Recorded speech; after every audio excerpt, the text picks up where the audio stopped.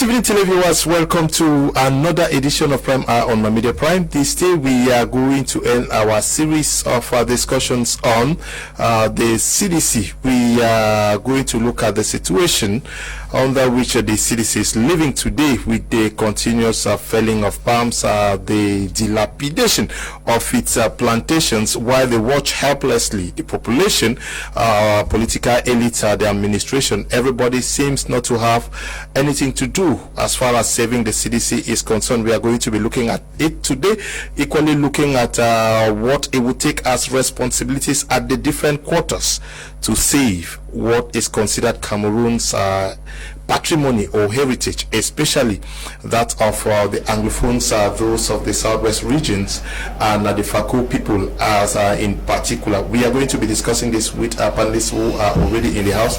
3 of them are already seated. We are expecting 2 more who should be caught in traffic as we speak. We are at this juncture going to be welcoming Apostle and B. Valentine, who is going to accompany us this evening. Good evening and welcome.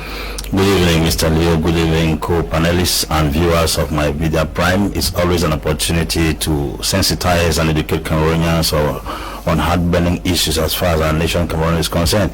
CDC is supposed to be the second highest employer in our country, but the nation watches as it dwindles from day to day. So we are here to sensitize and bring an awakening in the southwest region for Cameroonians to rise up and take up the responsibility to restructure such a fine and a wonderful institution. Equally with us all the way from Boya is Mbola Charles, also very touched and interested on issues touching on our national life, especially when it comes to the Cameroon Development Corporation. We're glad to have you once again. Thank you, Leonard. It's a pleasure being here. I think this is my second time, and I promised the last time I was going to come back when the opportunity presents itself. We can't stop talking about CDC. It's so dear to us. And there is every need for every one of us to actually dissect the problem CDC is facing right now, and to come up with strategies and also beckon on the government of Cameroon to ensure that CDC doesn't go down the drain, because that will be devastating, even worse than the current Anglophone crisis. Also with us is Walang Abba Michael. He was a regular panelist on Prime Hour. He took a leave and is back this evening. Good evening, Walang. Good evening, Mr. Bean. Good evening, televiewers. It's such a pleasure to be back on this wonderful panel to edify Cameroonians on the things that are happening around, and try to seek solutions that will be peaceful, that will be constructive, and that will benefit all Cameroonians. As far as I'm concerned, I have a particular affiliation with the CDC, because my grandfather that I grew up a large part of my life with worked with the CDC, so I actually witnessed, the work that went on for a very long period of time, how people went, worked with CDC and took care of the families. So I think it is in the great interest of Cameroon and Africa that CDC be saved. Thank you. Okay, it is in the interest of Cameroon that CDC is saved and survives for the general interest.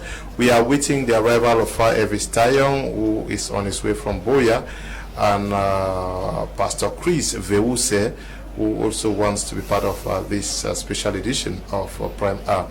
I'll start with you, Apostle Ambe. I'll start by asking you the question that is in front of our TV screens. Who wants the CDC buried? Well, before I answer the question, let me establish a foundation that every child from the southern Cameroon is in one way or the other connected to CDC, because most of our parents, both from the northwest and southwest, actually drew what they had as resources to sponsor most of us in school from CDC. My father worked in CDC as a rubber plantation supervisor at Mselele camp here before he went on retirement, and most of the children in southern Cameroon, they practically went to school because of CDC. Most of our parents were not too educated in those days. The few that came out from abroad and they started working in CDC, they were like field assistants and group managers from different spheres. Actually, any southern Cameroonian who is not touched by the effect on CDC should be a joker.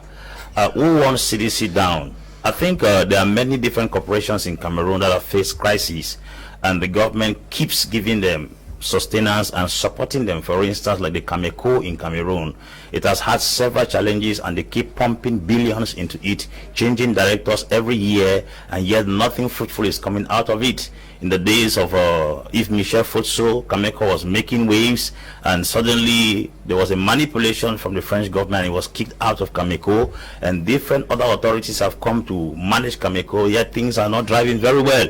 But every year the government keeps putting money into Cameroon, and CDC happened to be a parasitor, and most of the head machines in CDC will surprise that most of them are francophones, and it's surprising that CDC is passing through a very serious challenge right now. Everywhere is silent. When Sonara had a challenge there in Limbe, many ministers came down because they were agitating and jittery left and right. But now CDC is down. We are not hearing anything mentioned about CDC. It's a very serious concern to us. I want to start by first of all saying that the FACO elites supposed to be the first persons to be blamed. I'm sorry to use this statement, but they should understand that CDC is upon their land, and it is a treasure. They were not supposed to have allowed anything go wrong. I've never seen anybody rise to protest against the effects on CDC. I expected the FACO elites, who are the custodians of that land, to have at least raised a motion of complaint that actually they are not comfortable with what happened to CDC, but everybody seemed to be silent. Even if the government has to take responsibility, the government's attention is supposed to be called by the indigenes of that land. So we call upon the FACO elites to understand that CDC is not just there to serve FACO. CDC is serving Cameroon. CDC has almost about 22,000 workers on a surface area of 42,000 hectares, and it has a capital of about 35,718,800,600 francs CFA. That kind of manpower, that kind of surface area, that kind of finances being left to go down like that every day is a very serious concern. So we call upon the FACO elites first, who are the custodians of that land, to raise a complaint that CDC is dying slowly. We'll come to other things. I think that's the foundation for now. Why is the CDC land so attractive for sale, Charles Imbol? Is it that it has been worked upon and almost ready for sale? Because we know that these lands have been exploited for many years today. Well, Leonard, you know, first of all, we are talking about FACO, and FACO, being what it is very juicy. The soil of FACO is one of the best soils you can find in Cameroon. It's a volcanic soil and produces virtually everything you can think of.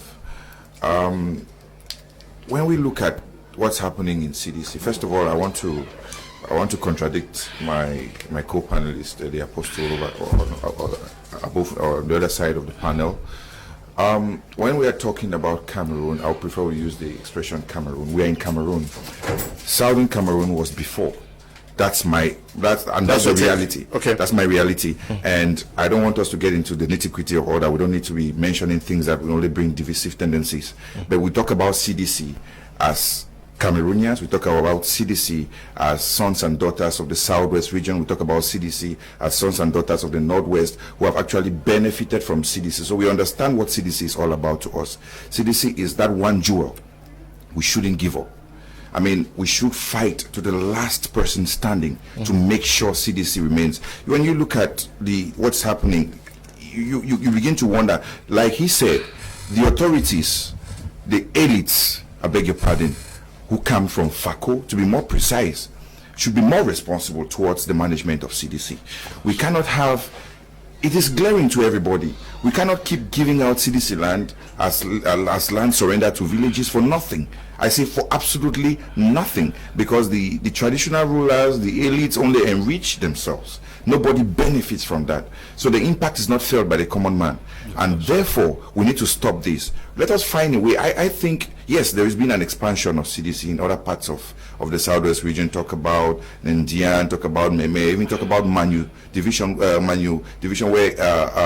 CDC has been extended to. But when you look at the current socio-political climate affecting these two regions, CDC land should not be given out on no account. Okay, CDC land should not be given out. But my question is, why is it so attractive for sale? Because now you say it's land, CDC, the FACO soil is very, very rich. But conversely, the lands that are sold out are not being put into use. That is exactly my point. That is exactly my point. I'm talking about the attractiveness of CDC lands, especially within FACO. You know, with especially, I mean, from the past 2 years, have seen a swift sale of land within FACO. Should I say it's because we are aware that there's a probability of a deep sea port coming to FACO? Should I say because we think about other business opportunities? I don't think that should be any reason enough. We should instead ensure that when these lands are given out, they should be properly managed. Because right now, nothing is being properly managed. When you see the makeshift structures that are built there, when you see the peanut fees that is being paid for CDC lands, nobody benefits from it, and that's a problem. Okay, CDC needs lands for crop cultivation. Like we have the palms, the rubber, and a host of others. Individuals who are given these lands need the lands to construct houses. Who should be given priority? The company that needs the lands for its survival, or persons who need the land for the construction of the houses? Okay, that's a very beautiful question to me, you know, from my own perspective, because given the topic we're talking about, what's the way forward for CDC, okay? And what it means that what can be done to take CDC forward. That's my understanding of and who are the people, who are the actors who could be involved to take CDC forward. So my answer is, from the historical perspective. Are you answering my question? Or you're answering your question? Land. Yes. From the historical perspective, okay? The lands of CDC were grabbed by the Germans from the villagers around there. They were grabbed by the Germans, and no compensation whatsoever was made to the indigents around there. That is the first problem that occurred. And the people who protested at that time, they were punished in one way or the other. Many of them were killed even. The CDC, I mean, in those days it was just farmers, some smallholders, it was not CDC. So when CDC came into being, even the British, they appropriated some more land to expand the CDC without any compensation to the people. And when the British left, the CDC kept on pursuing its policy of expansion. So if land is being returned to the indigents today, I don't think it's a very wrong thing. But I want to believe that, like the other panelists, like Mr. Imbola said, the management of this return is very, very wrong. So what is the way forward for CDC as far as land is concerned? I think that there should be a cleansing done at the level of FACO division. What do I mean by that? Spiritually, CDC is sick. In the past, lands that were appropriated and not well or not compensated for, some form of cleansing has to be done today. The people of that area have to be compensated, because CDC, given its magnitude and the amount of profit it has made over the years, I think the CDC is spiritually sick.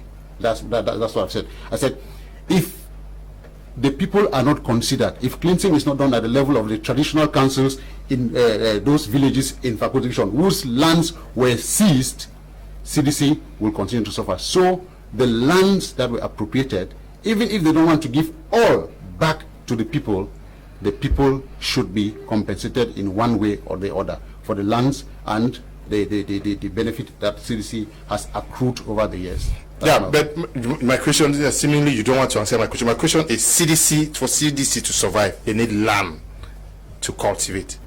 The persons who have been ceded land to, you know them. You have all the banana plantations. They are now, they have become quarters where people are constructing. Which should be given priority? This is a very, very serious issue, because I think Southwest has vast land, enough sufficient land to inhabit its inhabitants, and it must not be CDC land that should be used for habitation. There are forests in Southwest that are not yet exploited. Individuals can break those forests and settle there. Virgin forests. The land that is in Southwest for CDC, they are land that have been tested by geotechnic scientists that can be able to prove that this land can produce. There are also areas in Southwest that cannot produce certain things. If a land has been set aside that can create employment, individuals living in houses without jobs What of creating an enterprise that can produce jobs for us to raise money and be? We are not talking about citizens as if the land has occupied where people have to stay. Individuals have been living successfully and there have never been any land crisis in Southwest because CDC was there. So we shouldn't talk as if the issue of giving land to indigenous because the indigenous are hanging in the air and CDC land is the only way out to build them from such catastrophe. That is an error. I think there is excess land in Southwest and CDC has created a good platform for people to have a sense of responsibility. An organization that employs up to 22,000 Cameroonians should not be tampered with. That is jeopardizing the economic and the security situation, because why? When people become jobless, crimes increase. That's one of the things we must ascertain. So a lot of people have become jobless lately. You don't know what they have turned into. And now secondly, CDC is not just something that benefits Cameroonians, it also benefits the world market. It produces banana, which is the best in the world market. It produces palm oil. It produces rubber. This rubber is called white gold. These are products whereby it boosts the gross domestic product, or it also increases gross national income. If at all an organization that benefits an entire nation, we are trying to reduce it to a group of people, because it shouldn't be a FACO thing. It should be a national affair. Even though it is born from FACO, it's affecting the whole of Cameroon. There are many francophones and people from other regions who are also hammered by the effect on CDC, because if you go to CDC, most of the field assistants, managers are from not all from Anglophone regions. So what we're talking about is a national perspective. We are trying to reduce it to a community. Now secondly, if those individuals are given those lands and they construct makeshift tents on it, how does it benefit the economy? How does it boost up the standard of living? How does it help the economic growth, or how does it increase the mentality of the people in that environment? I think the issue is priority should be given to this parastater that have been able to put food on many people's table. You are telling me to build a house and stay hungry. I'd rather eat where to live and stay in the air. So we should not be talking about this land as if it's the only land that should be used. The last thing I want to emphasize here is this, Mr. Liu. Okay. Cameroonians should understand this, that CDC is a blessing that colonialism brought to us. If there's any benefit that colonialism brought to us, it was CDC. That is a blessing that colonialism brought to us. And if such memories are taken away from us, I think the pains of colonialism will multiply. We should look into that very seriously. He raised the issue of that the villages should be compensated. At least you are a son of the soil. I don't know whether these are things that you discuss at your level. Yes, Leonard, you know, talking about villages being compensated, this land that is being ceded for CDC, from CDC, is being given to the villages through their traditional authorities. Where the problem lies is the traditional authorities mismanage, in complicity with some elites and some indigenous people in those villages. They completely mismanage the funds that come from the sale of this land. It is not felt. I want to give you an example. I come from Mamu village, and I am from the royal house. The reality, I am sure my uncle is watching me right now. He is the paramount ruler, Chief William Niteke. The truth about of this whole thing is that the youth in particular who come from Mamu village do not benefit anything from the sale of this land.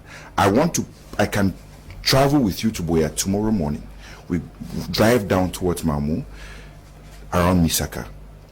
Tell me if you would find the name of those Mamu youths who own the land you see around that area. None. Majority of the land was given to the village, and the chief did what he had to do. This is a fact. I am not saying it because I am not afraid. I'm just saying it because we need to start correcting some of these things. If my household member is misbehaving, I would tell him the reality. I would say it the way it is. This is what has happened, and it is the same thing happening in other areas where CDC had ceded land to the local community. You go, this land has been ceded for over 5 years. Nothing. I mean, before the crisis started, absolutely nothing has been done. There is a funny structure around that area called the market. Then you can't use it. Okay. It's not possible. Okay, so you understand this. I'm just trying to bring these facts because it is the same thing happening elsewhere within Fako subdivision. Okay, I want us to get to Limbe. There was a demonstration by some CDC workers who are not very happy with the situation where their plantations are consistently being destroyed. Eli, can we take a watch and listen?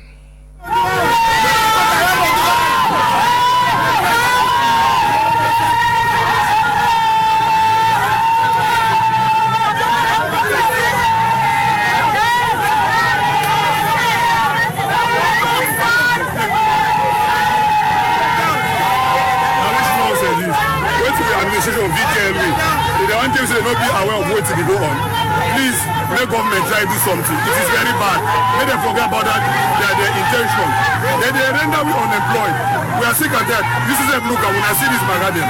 For how long will continue? They want to create more unemployment in the society. Tomorrow, if we go join for bush or toxicity, we beg, let government do something for stopping nonsense. We don't like to continue this. See, look at what happened. Also, we'll go with families.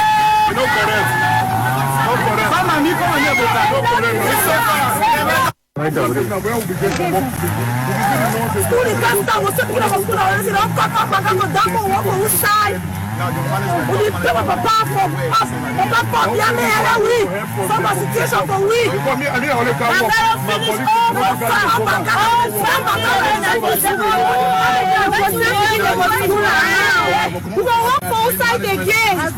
Are they aware? Yes, I'm part of the management, so the administration be aware.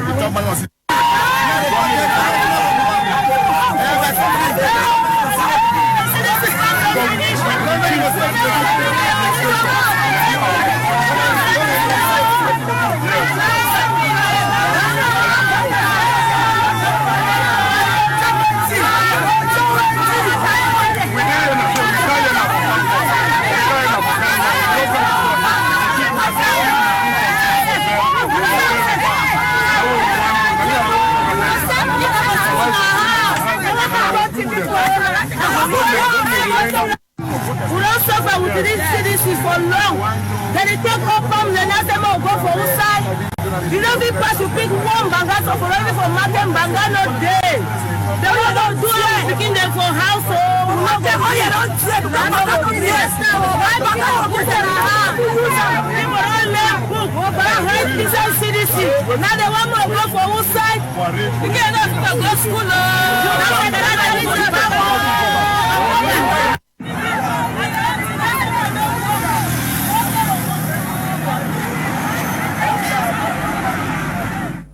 Yeah, I will ask everybody to react to what just took place out there in, I'm sure that is around Moliwe, where young palms are being felled.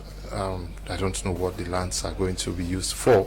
Pastor Chris Vehuse, that is, I'm sure that is the plantation that you have been seeing all the time you drive down to Limbe, now being felled for other purposes. How do we explain this?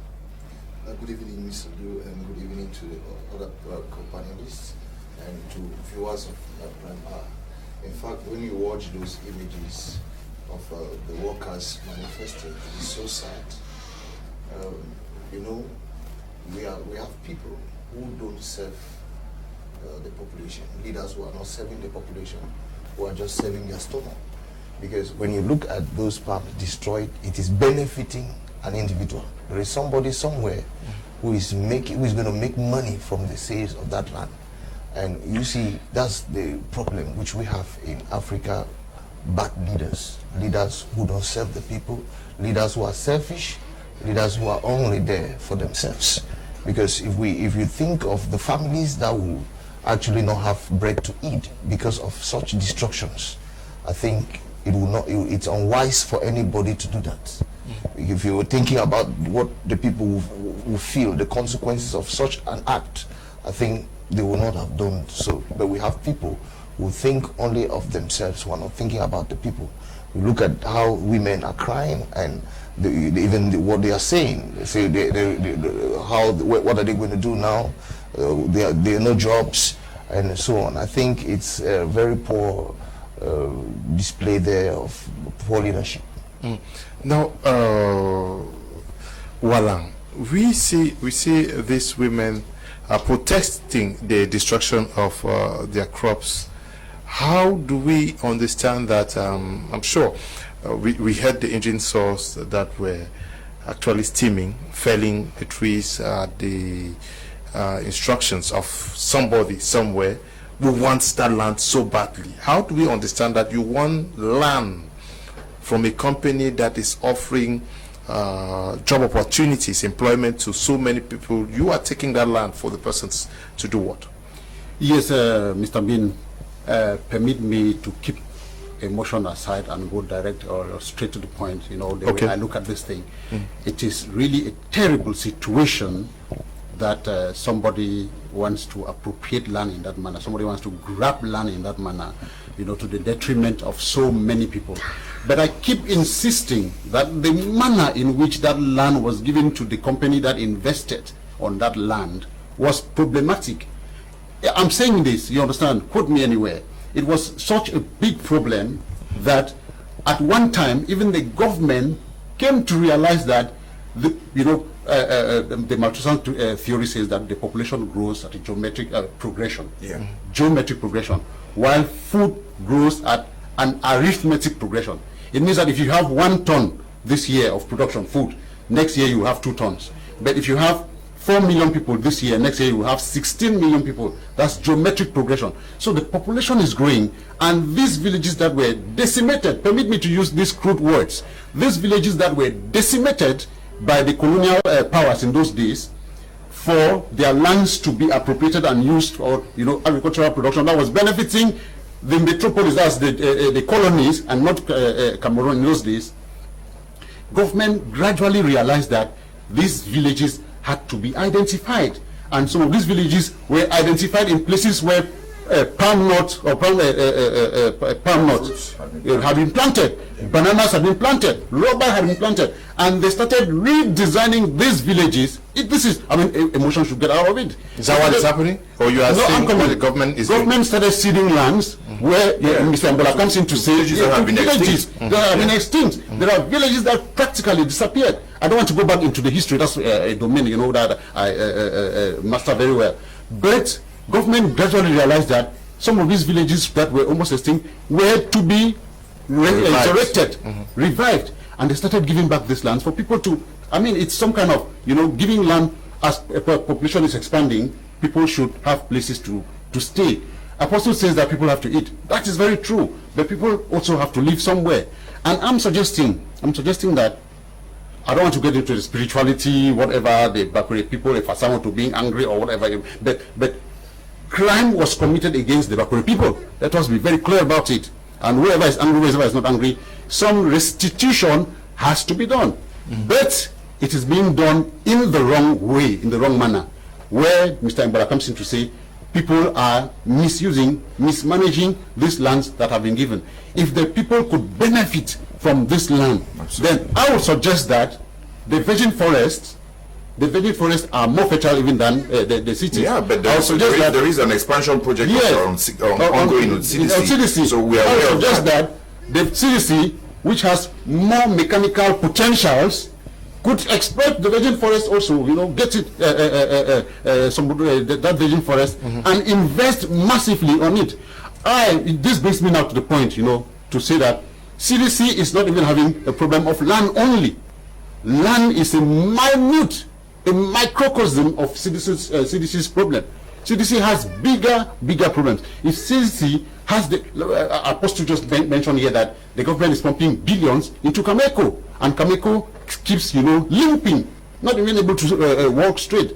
So I think that there are other problems that, if solved, CDC will acquire land wherever they want to acquire. The problem with land in Fakot division is that it is being mismanaged terribly by elites in the division, by administration, and the traditional authorities. Anyway, it is a debate. We are going to be moving one stage to the other. We are going to come to where you are, but our focus now is on the destruction of the plantations. So, after years of destruction of these plantations and lands ceded, is it not obvious that people should take up the case? Because it is true, you say that the people need the lands, and government felt that the land should be given. When you look at what has been done with the land in Moliko, would you say that the lands in Moliko are occupied by the indigenes of Moliko? Would you say that the lands that were given to the people of Muya, that is the indigenes of Muya today, has helped the indigenes to grow in size? But if consistently this is not being done, why are people not taking up the CDC case?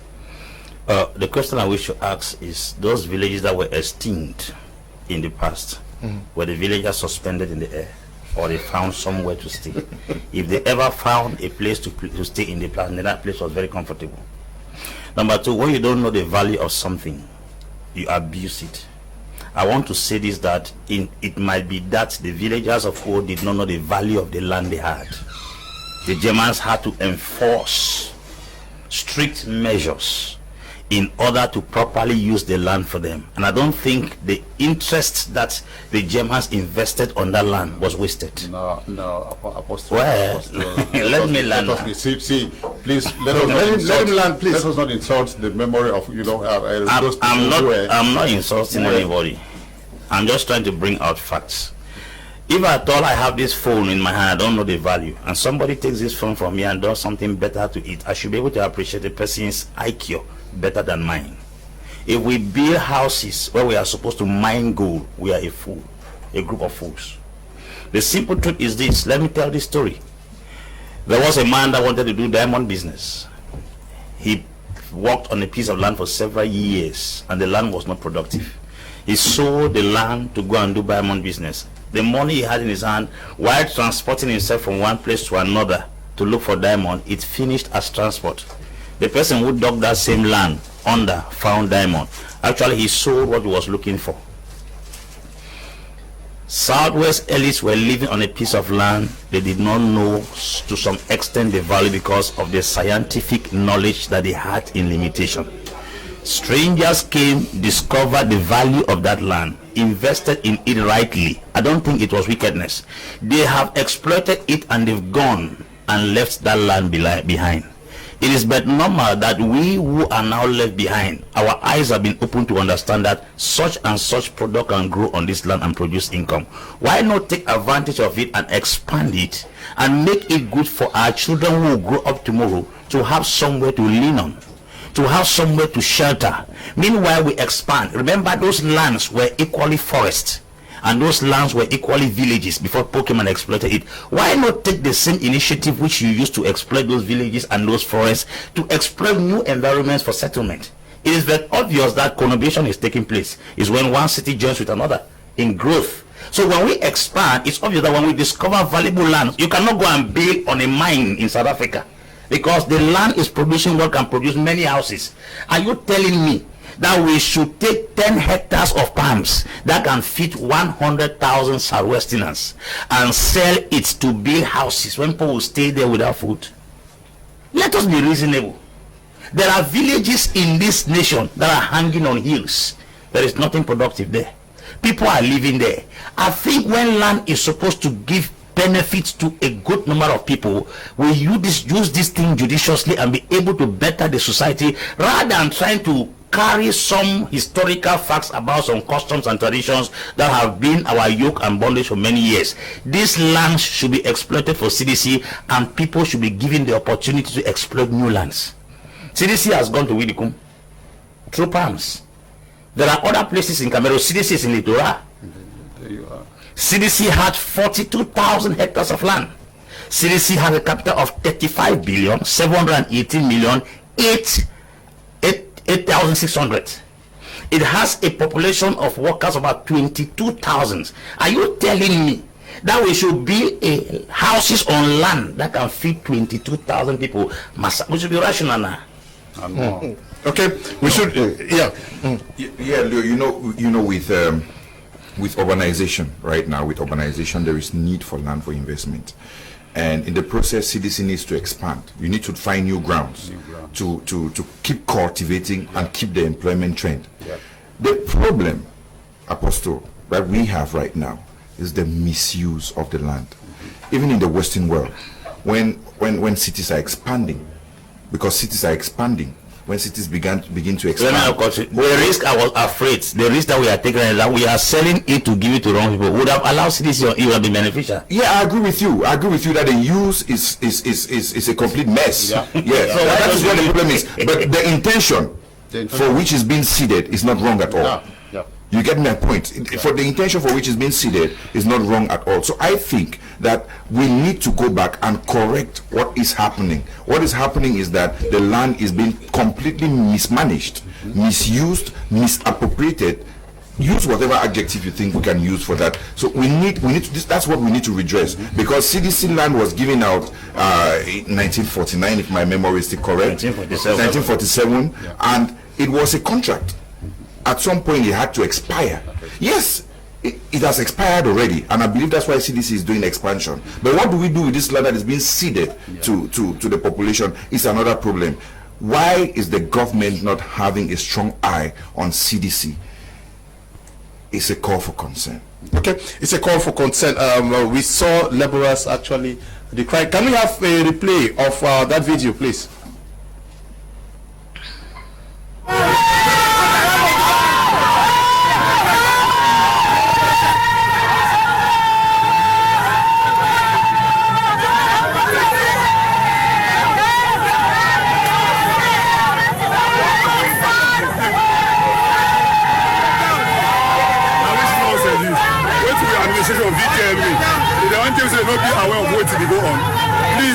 Government try to do something. It is very bad.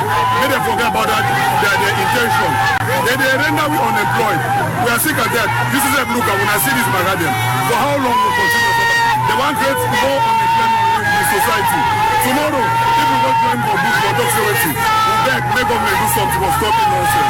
We don't like to continue this. See, look at what happened. Also, we'll go with families. You know, correct. Not correct. Right over there.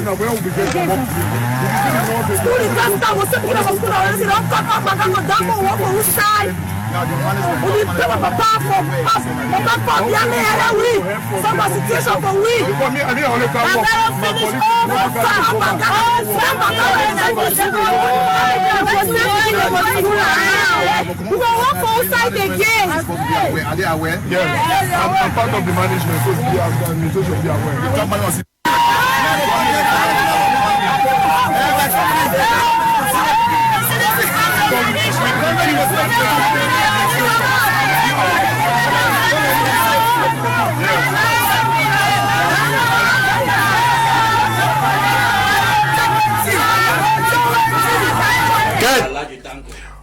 Okay, I asked that they should play this because my question to you, Pastor Chris, is whether CDC workers have the right, is it their responsibility to come out and protect what belongs to them, because that is where they work? First of all, when I saw those images, I was wondering if they are actually coming out manipulated or sent by some people, because I believe CDC has management. And the management should be bold enough to take some steps and talk to the powers that be, that when it comes to this land, if we're giving it out, it's going to cost CDC this and that. But it's like they are afraid. They are trying to manipulate the poor people. And I think CDC is benefiting this management more than these poor people. So these poor people who are manifesting and crying, are they actually crying for themselves? Or they are trying to please some people who are seated there in air-conditioned offices and having huge pay packet every month? I think that is where the problem is.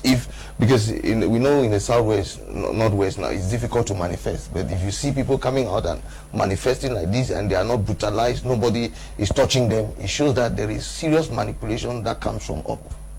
We have a system where we manipulate poor people to keep poor people poor. And I think it has to end. Are you saying that the other day when you people came out to protest about what happened in Bonaberi, you people were sent by some people to manifest? We're not sent by anybody to manifest. We're So why we're the victims. Why do you feel that these people are not the ones managing CDC? CDC has good management. Let me not call it good management. They have management. And what tells you that the management of CDC is not in Yaoundé every day for this fight? What I'm seeing there is simply manipulation, knowing how this country operates. Okay. They have simply sent. You see, there is a truck that transported them to where they are. You get it well, because I saw a truck where they were coming down from that truck and they began manifesting, meaning that it was somehow organized. They were transported, and maybe bread and sardine was also involved in the process. So, to an extent, it was well coordinated. Okay. okay.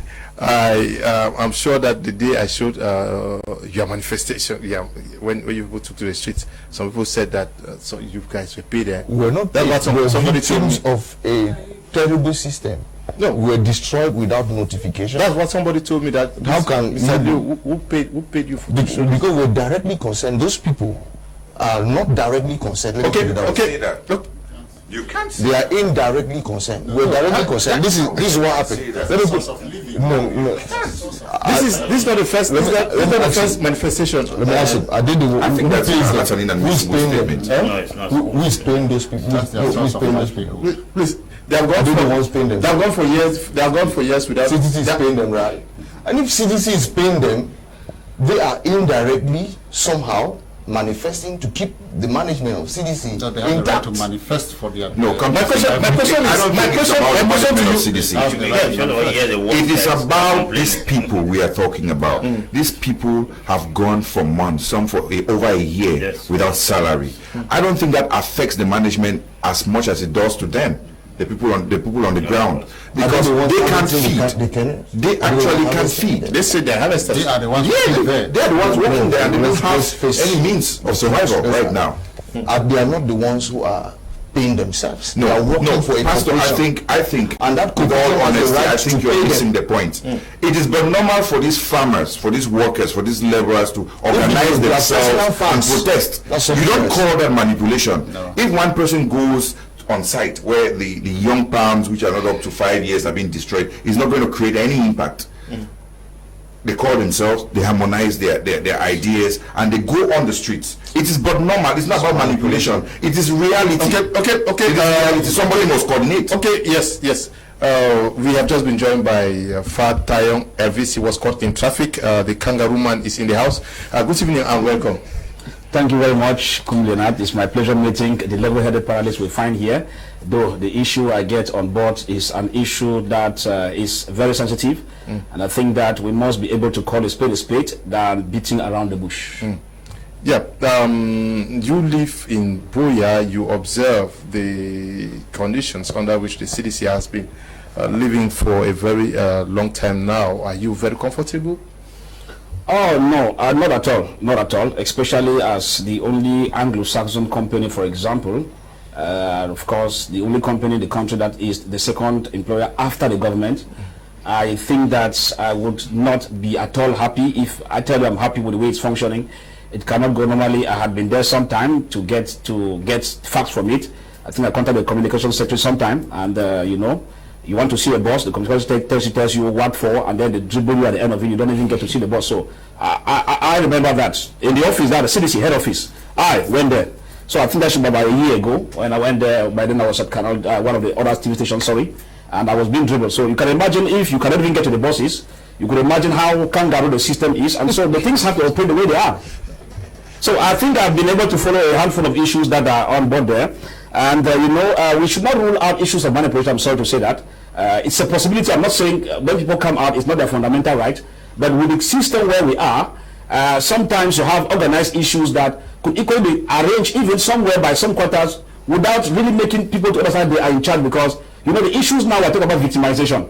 And sometimes you could want to really put an issue through, and the administration or Yaoundé might want to join it the other way around. And sometimes because you love your job and the bread you are eating, you will not want to go to extra miles and all the like. But if we look at the developments at CDC there, I think that, you know, the issue CDC is dying out because of several factors. One, the kangaroo system in Yaoundé that we know, because when get the parameters, everything is happening, this decision takes place in Yaoundé.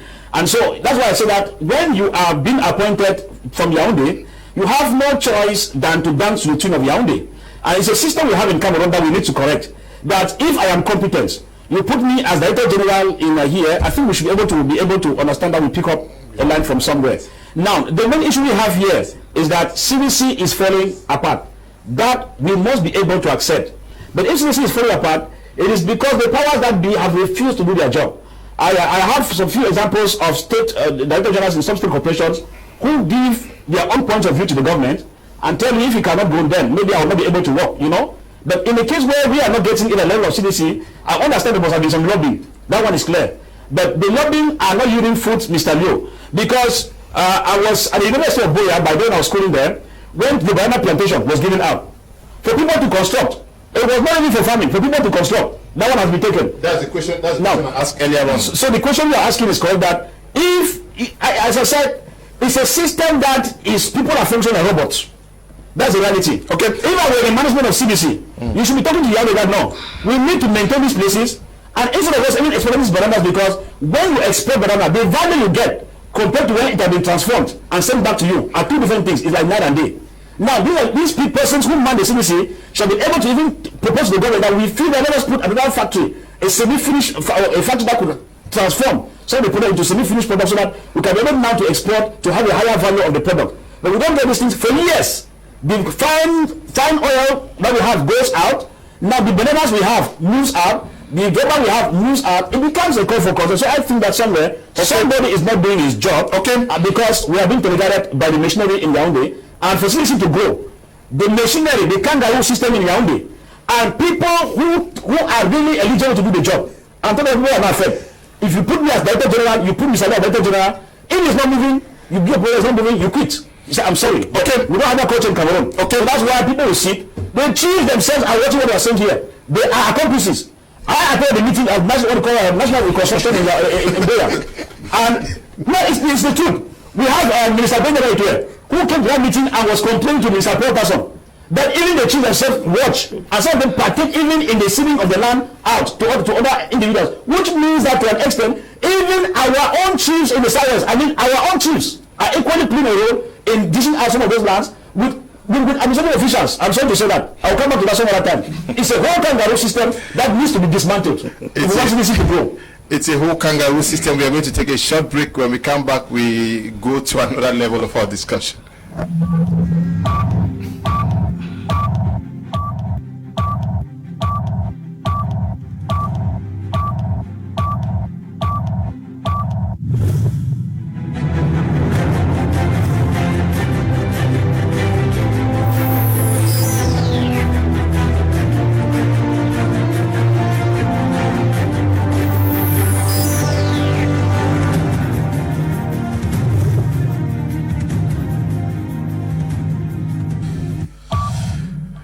Okay, welcome back. You're watching Prime on my Media Prime. We are going to be looking at mobilizing to save the CDC. That is the level at which we are now. What has to be done to save CDC? CDC is in difficulties even before the coming of the ongoing socio-political tensions rocking the southwest and northwest regions. They are in difficulties. We all know that prices of most of the products at the world markets are dropping, and there is need for the situation to be fixed. Whose core responsibility is it to save the CDC? Well, I think first of all it is first of all it is the Cameroonian government. The Cameroonian government has the incumbent responsibility to save CDC. I'll just give a case, we cannot compare cases, but sometimes it's good to copy the good example. When Barack Obama came to power, many American top companies were, limping on their feet. They could not stand well. And there was this famous bailout policy that Barack Obama embarked on to save these companies, notably General Motors. Giant companies.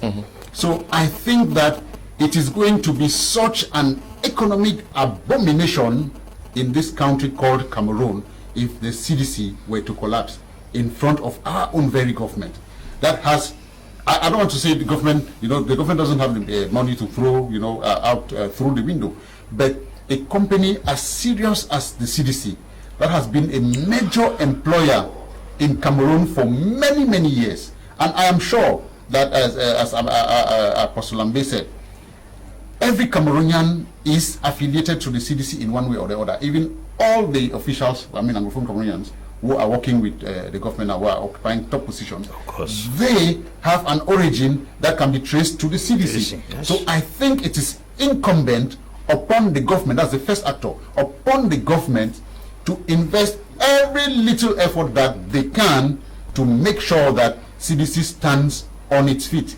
And I will just highlight one of the, one is financial. The government has to support CDC financially. The second is solving the Anglophone crisis, which itself is a major blockade to the CDC. We know that even though the CDC was limping, but the Anglophone crisis has come to crumble the CDC, brought it even down beneath its knee, and so it is incumbent for this crisis to be solved. So, when I say solving the Anglophone crisis, is solving it so that the crisis stops, people go to school, people go to the market, people don't go to the market like what happened in Rwanda yesterday. People are in the market selling, and we get the the attack of the secessionists, and then people are rushing back home. The problem should be solved genuinely so that there should be sustainable peace in the southwest and in the northwest region. I think these 2 points will go a long way to Apostle Lambe, do you also think that it is the government has the core responsibility to ensure that the CDC survives? Of course. Like what Mr. Walang just said, is Obama. Obama is not an individual. In that capacity, was acting as the U.S. government that supported. Like what happened recently, if you look at it, Donald Trump is the one that has been able to revive the American economy to a greater extent. This was because most of American giant businessmen went down to China because of cheap labor and cheap material. So when they went down, it caused the American economy to be sinking. So Trump had to come to America, reduce the taxes of home-based products and increase the taxes of imported goods. That pushed the American businessmen in China to abandon everything they were doing there and fall back in America to boost the American economy. Those are some of the things that led to the COVID-19 attack, which was about biochemical war. That one is set aside. In 1960, Nigeria gained independence. 70% of its gross national product were coming in as a result of agricultural products being exported out of the country. 25 years after, Nigeria's gross national product dropped because why? They were importing 50% of their national products, agricultural products. We should be able to see the balance. In the 1960s, they sent out 70%, would boost up the gross national product. If CDC is falling, it's not a FACO stuff. It will affect the gross national product and the GDP of this country, whether we like it or not. So the government is supposed to know very well that a very huge number of persons, somebody did the calculation right now, if it is employing 22,000 persons, then each person is connected to a family of 33 persons times 3. We are roughly at about 80-something thousand Cameroonians who are already affected by the going down of CDC. So imagine such and there are other businesses around. I was trying to explain that businesses like the production of soap and savon, they depend on the palm kernels that come from CDC. If CDC is down, it's not just going to be CDC down, it's going to be a chain of businesses going down because they don't have access to their raw materials anymore to produce their products. So the government should be able to understand that the casualties that CDC going down can cause to the entire nation is very, very, very, very serious. So they should be able to look into the matter and be able to revive that sector of the country if they consider CDC as part of the country. So it's a government responsibility. Like Mr. Walang said also, I don't think the idea of us as Southern Cameroonians fighting those who are walking upon our own land should be a responsibility. It's really, really bad. We heard of people's fingers being cut off, hands being cut off. Correct. When we're going to work in the farms. You don't have a problem with the workers in the field. You don't have a problem with the plantation. You have a problem with the state. There are many ways to achieve your goal. That was one of the most senseless ways of fighting the crisis. There are many ways to catch a rat. You can use Indoseed, you can use trap, you can use Arata bomb as they call it, but their approach should be different. Wisdom is profitable to direct. The last thing I have to make us understand is that the FACO elite should also be put into this, because I've discovered that it's like a few persons are living well in Fako at the expense of the masses. That's one. Yes, that's one of the things we have to put into serious consideration. Okay. Are you done? I'm not done. I was trying to explain the role of the Fako elites. This is true. If you look at it critically, the first general manager of CDC was in Jalakwan before President Mafani Musonge. It shows you that the Fako elites have a particular say in CDC. If they allow that thing go down, they are depriving. Peter Mafani Musonge before Jalakwan. Johnny Bangu. No, I'm talking about the Fako elites who have been there. There are benefits in the you know. Peter Mafani was before Jalakwan. Probably I swapped the thing here. Sorry. So this is to tell us that there are also benefits of Fako cities elites in that thing. So they have to take that responsibility as individuals who are the custodians of that land, and to make sure such an opportunity does not evade them. Yes, we are looking at taking our responsibilities to ensure that CDC survives the traditional rulers. They call them the custodians of the tradition and the land of Fako.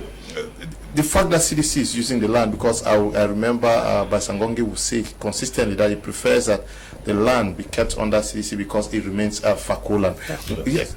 Yeah, I agree with what Barrister Ngongi said, because when you look at, for instance, the Moliko area right now, where the university is standing used to be a banana plantation, and along the line, about 2-3 years ago, part of that land, may he so rest in peace, the former mayor of Boya, Kmer Patrick, went into war with the administration of UB, and part of that land was seized from UB. I don't know how that managed to happen, but today, I mean, we're on the 2nd of September 2020. We give glory to God because somehow at the Supreme Court in Yaoundé, Barrister Ngongi and his battery of other lawyers were able to retrieve that land from those individuals who had illegally settled on that piece of land. So it's some form of victory. We still believe that there is law in this country when we go by what happened today at the Supreme Court in Yaoundé.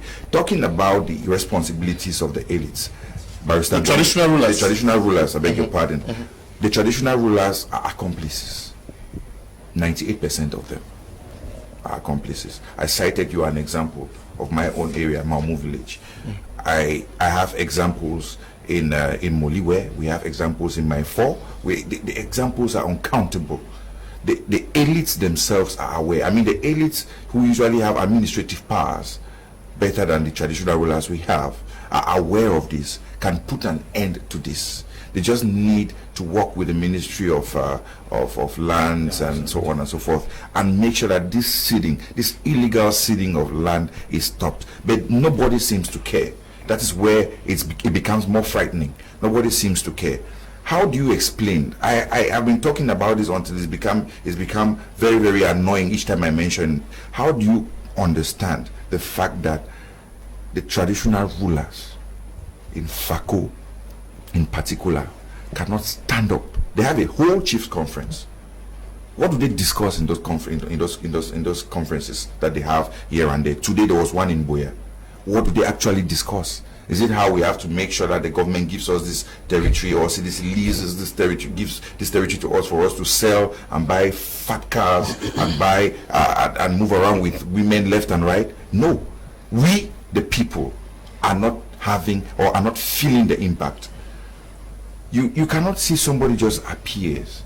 He tells the chief, I want to buy this land from you. I want to open, for instance, a chocolate factory. This is a community land.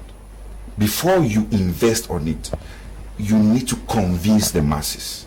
The chief is not supposed to take that decision alone. There should be a procedure whereby if you are unable to meet up with what you were, you professed to before getting the land, if you are unable to meet up with those demands, the community could, you back out. You back out completely. I mean, the village holds that right to retrieve that land from you because you've been unable to actually do what we were supposed to do, what you promised them you were going to do. If you are taking this land, you should be able to create jobs. You should be able to create businesses. It should affect the community in a very positive way. But today we are not seeing that. I don't want people to always link this to the Anglophone crisis, saying that the crisis has hampered the developmental projects that were supposed to take effect in the southwest region and in Fako in particular. No, let's not look at it that way, because the land have been given to these people before systematically for a very long while. It's been happening for years and nothing is done. Do we want to see only bars in those places? Of course not. We want to see better structures. We want to see schools. We want to see industries. Okay, good evening to you all, especially greetings to you, the Kangaroo Man. I love the way you expose that good for, okay, keep on. Ka is writing from Limbe. Good evening to you, Ka. Good evening, gentlemen. Please, before a hectare of CDC land is allocated for infrastructural purpose, double should be exploited from the forest to maintain the plantations. Rise in unemployment should be a companion to the expected emergence. Ayim Prince is also writing from Limbe. This one says, I think the government should be blamed for the land crisis CDC is facing. It is worth mentioning that land grabbing in Fako is deeply spearheaded by the political elite government officials with the blessings of the chiefs. Villages are created every day and chief impositioned by the administration to have them apply for new layouts so that they can grab land and share amongst themselves. The administration is heavily implicated in this mess, and the only way out is to review the 1974 laws and subsequent amendments to suit our current society. Prior to the coming of the Germans, land used to belong to a community, village, or family. Land could not be alienated. But after the coming of the Germans, our land was categorized and native land was expropriated by the Germans for plantation agriculture, and the natives who occupied these lands were relocated around the slopes of Mount Fako, which was mainly covered by the forest. So the constant claiming of CDC land by the natives is as a result of continuous manipulation arising from the state officials. Okay, good evening, guys. My name is Kmer Brandon from Boya. I think the government itself wants the CDC buried because I don't see them making an effort to revive that sector. Okay. Good evening to you in the studio. If and only if these lands were given to the chiefs to distribute to natives, was even to sell to the natives, is far-fetched. George is writing from Bamenda. Okay, good evening, Mr. Kum. Good evening. The pastor's microphone is not audible. Let him adjust it. Thanks. John is writing from Jakiri. Good evening to you, John. Good evening, Mr. Liu and everyone in the studio. The footage speaks volume. Okay, you can't be asking Paul Biya to help while those committing the atrocities are in his regime. He is God-fearing. I think poor leadership in Cameroon is leading us to doom. Thanks. Kevin is also writing from Bamenda. Yes, Pastor Chris, we are looking at how to save the CDC and taking our responsibilities. Let us look at the case of the elites of Fako, the elites of the Southwest. Should they not take up that responsibility to carry this fire, this burning fire to Yaoundé and tell the government that if there is one problem that we need fixed in the Southwest, you got to save the CDC? I think the government has a major role to play if CDC needs to be preserved. But I'm talking about the elites, the Fako elites and the Southwest elites. Let me come to that. Okay. I think the government has a very important role to play. If they don't play their role well, CDC will be buried. The truth is, and if CDC is buried, it will only increase the secessionist fever that we already have in the Northwest, Southwest. They want to cut off. So if CDC is buried like other organizations, so say, okay, marketing board went. When the produce marketing board went, now CDT has gone. It certainly means that these people are careless with anything that is found in the Anglophone region. No, our parents were responsible in managing the marketing board. I cannot blame our brothers on the other side of the moon. So our parents were responsible. They were those companies or those banks we're trying to mention were managed by English-speaking Cameroonians. Let's take our responsibilities. That's another debate. If you want to look into that, I'm just trying. Let us not lay the blames where blames are not supposed to be all the time. The truth is that if the government has a role to play and they need to play that role, pump in money like Apostle Ame said, so that CDC can be revived. Okay. He used a very good example, the Kameko. They have always been having challenges, and the government has always been there supporting them. But when it comes to CDC, it's like they are careless, they are negligent as far as CDC survival or preservation is concerned. So the government needs to put in so much to revive CDC. And like I want to still come to this point because Mr. Fai came up with something which I think should be considered. The leadership needs to be creative, transform what we are producing so that we can be able to make more from it. If we're only exporting, when we export it, the prices at which they sell back those transformed products to us is so much. So I think if we want to keep the CDC has to be there, they have to have leadership that is creative and visionary leadership. They can look ahead and see how to create, transform what they are able to cultivate. So Fakwe elites have nothing to do? No, they have a role to play because, like you said, they are closer to the administration even more than the chiefs, and their input is very, very essential. They have always, when it comes to election, you see them very vocal and very vibrant. But when it comes to CDC, they are quiet. So they have a role to play. Let them stand up, go to Yaoundé, knock at the doors they have been knocking because they are used to those doors in Yaoundé. They should knock and then be able to kind of advocate for CDC. If they do that, I think things will change. Okay. Fai Vistayon, since you are very versed with the way these elitist matters are concerned, especially politicians, are we supposed to have waited to find the CDC in this situation before going to remind Yaoundé that care should be taken? Were the elites and politicians, was it not their responsibility to have taken the file of the CDC even 6-8 years before now to Yaoundé, to ensure, even make motions that we are not going to allow or even imagine that something happens to the CDC? Well, you know that when you are living in a system where professionalism and technical know-how has been relegated to the background and giving precedence to political compensation, those are the consequences you get. That a man is put in a place, either because he goes into A or B, or because he militates in the party or was a substantial president, when he has nothing to offer, and sometimes when he has to offer, the fact that he has a political godfather, sometimes he be forced to dance to the tune, and therefore the creativity is absent, because all time has to be being like a stooge behind. These things matter. Now, if we look at, like when we talk about the elites here, you know, we master them very well because we understand the kangaroo operations. Now, you ask, can the elites not do something? No, were they not supposed to? They were not supposed to. Correct. Now, yeah, they were supposed to. If anybody on this platform tells you that the elites presently could have done something, we are daydreaming. Why do I say so? They are watching us. The elites will never and cannot do one, because if you look at the elitists that we're talking about, where do they belong? To the ruling class. Two, they use the position they have as a ruling class, and the doors Pastor Chris is talking about, they knock the doors to make those lands favorable. Most of them have those lands. If you go to the land opposite brothers and Ombe, I don't want to give you a revelation here because I don't want to. If I start here, it might be another thing.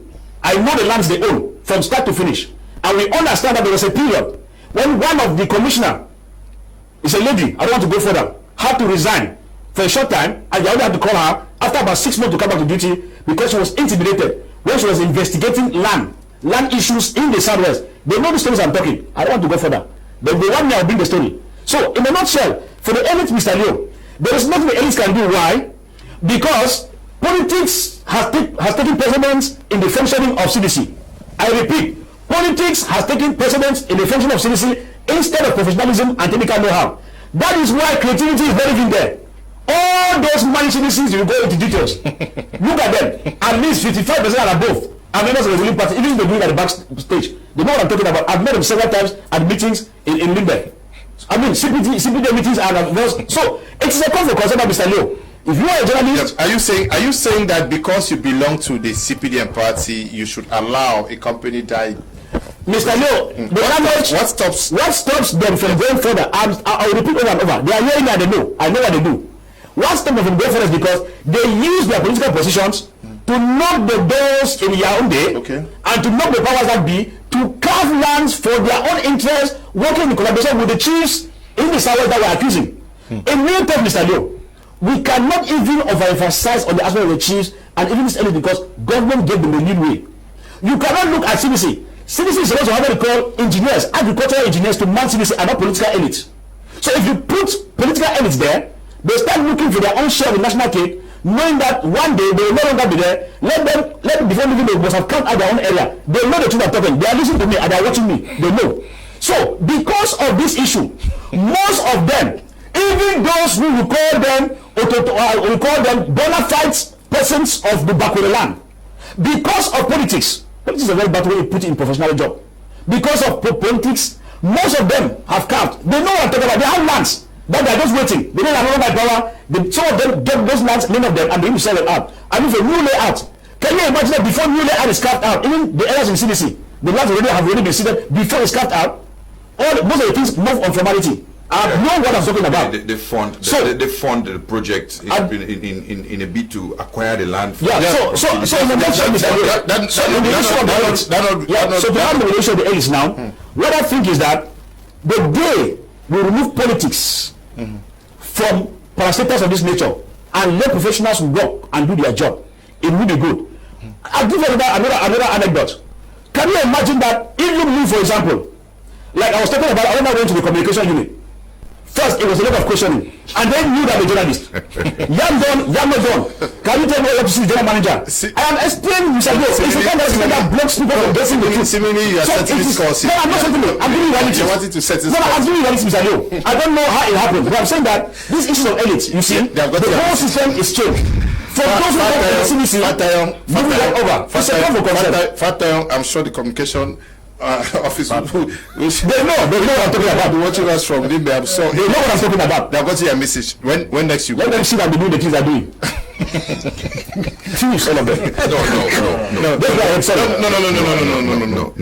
Just leave my head sorry. We're not going to that extent, I'm sure. Please. Far Evis Tayon, please. Don't use my platform to set a course, please. Please. Nobody is a thief. It is a court that declares somebody a thief. No, Mr. I'm not platform. Just move ahead. We take exception. Just move ahead. Okay. You are bringing out the story here, but if I went to investigate and the story was not given to me, you are investigating from another parameter. But if you had officials from the CDC who are here, they have been able to give you more, or they have been able to make us understand. I hope that next week. We are jumping from a distance. I hope that next week. They are supposed to be here. We are jumping from a distance. No, you think. I hope so. You think. No, it's true. If I don't crucify a CDC, or when you don't allow them even to be on the platform, they call us from fact finding on the ground. We have done, but they should be present too sometimes. That's why you say next week they will come. No, I hope that next week you try and bring them. No, I hope that next week you will go. I will be present. No, you will go to Limbe. You will go to Limbe and do your findings. You are a journalist. Well, if I go there, get an issue of the able, maybe you give me you talk with them, then because when I go, another story will come again. No, just wait. What you say, general manager? Just wait. He's busy. I'm going in the meeting. Why do you think? Please. Just move ahead. Tayon, I'm a journalist. Yeah. I heard about the CDC. I want to give a personal experience. I heard about what was happening in the CDC. Go. I made calls. I went to Boya, did interviews. And I personally went to the CDC, and surprisingly, I was received by the general manager who exposed many things. You are a journalist, you are giving and so you are lucky that you have the facts. Yeah, but so it's good for you. What about the approach? I just left here. Went to Boya, did approach. I know all the approaches. I went down. It's not the CDC. I moved to Pablo. I've been on the field. I'm a field reporter. So if I talk about approach, it looks like I went and used the wrong approach. That's not part of the discussion. Let us continue. Now we are looking at taking the responsibility for politicians. What do they defend? If you cannot defend the CDC as a politician from Fako, what do you defend in Yaoundé? Well, that's a very technical question, but let me try and answer that. I think. Yes, if you have a structure like the University of Boya, that is the pride of the place. You have a structure like the CDC, that is the pride of a people, and you are an MP, you are a senator, you are somebody from Fako, you go to Yaoundé. What do you defend in Yaoundé? Defend themselves. Yes, Mr. Bean, let me surprise Mr. Mbola a little, about a document that Abu Machor wrote during the beginning of this Anglophone crisis, in which he stated clearly that some structures in Anglophone Cameroon were systematically dismantled by the regime in Yaoundé. When they were dealing. I'm coming, please. Please. Right on, brother. Yes, right on. were systematically dismantled, amongst which was the national the marketing board and other structures, the seaport in Limbe, the power cam in Moyoka. So I think that we should be informed that the CDC may be undergoing one of these destruction processes. I'm not saying I say maybe, please. I'm not accusing somebody. I'm weighing my language. I say it may fall. Mr. David Abu Machor has been Secretary General of the Presidency, and he was a member of the committee that went to. He was governor. Yeah, he was governor, Southwest and Northwest. He was a member of the committee that was sent to Bamenda and Buya by then President Ahijo when the Anglophone started agitating to go and find out what was the problem. The current president was the rapporteur of that committee. So please. So now, to your question, the elites, most of them, Mr. Elvis has said, most of them are CPDM. And surprisingly, and many Cameroonians know this, there is a policy of the ruling party. The policy is to defend laws that are favorable to the party. So the elites, most of them, parliamentarians, mayors, who are occupying these top positions, ministers, directors, cannot bite the finger that is feeding them. When it is in their policy that I'm coming. You say defending the laws that favor them. Party politics. Party politics. Yes, but it's a CDC. How does the CDC disfavor them? No, I'm saying that. I'm saying this. Yes. The party has policies. Are you not surprised that for a long time the Anglophone crisis has not been discussed in Parliament? Please, it's not. See. I'm coming to the CDC. The CDC, as important as it is to Cameroon, not only to Fako Division, not only to Anglophone Cameroon, as important as it is, and the elites being very aware of the importance of the magnitude of CDC, are quiet till today with all the issues and all the problems that the CDC is facing. Is it because they are powerless? The answer is perhaps they are, perhaps they are not. But there is the policy of the ruling party which doesn't consider CDC as a priority, perhaps intentionally, perhaps by default. But the elites do not have that power because of party politics to stand and say, hey, this thing is beneficial to our people. So we need the government. You think the elites don't see it as priority? They think it is important, but I'm saying that they do not have the powers as the elite, to stand in front of drive the motion into their party the powers that be and say, hey, look, these things, they favor our people. They know that. They are aware. They are sympathetic. Please, these guys are human beings. They are aware. But there is a kind of superior machinery that governs all of them. Let me go further. Yes. This is a company, actually, like he says, that provides many opportunities to Cameroon.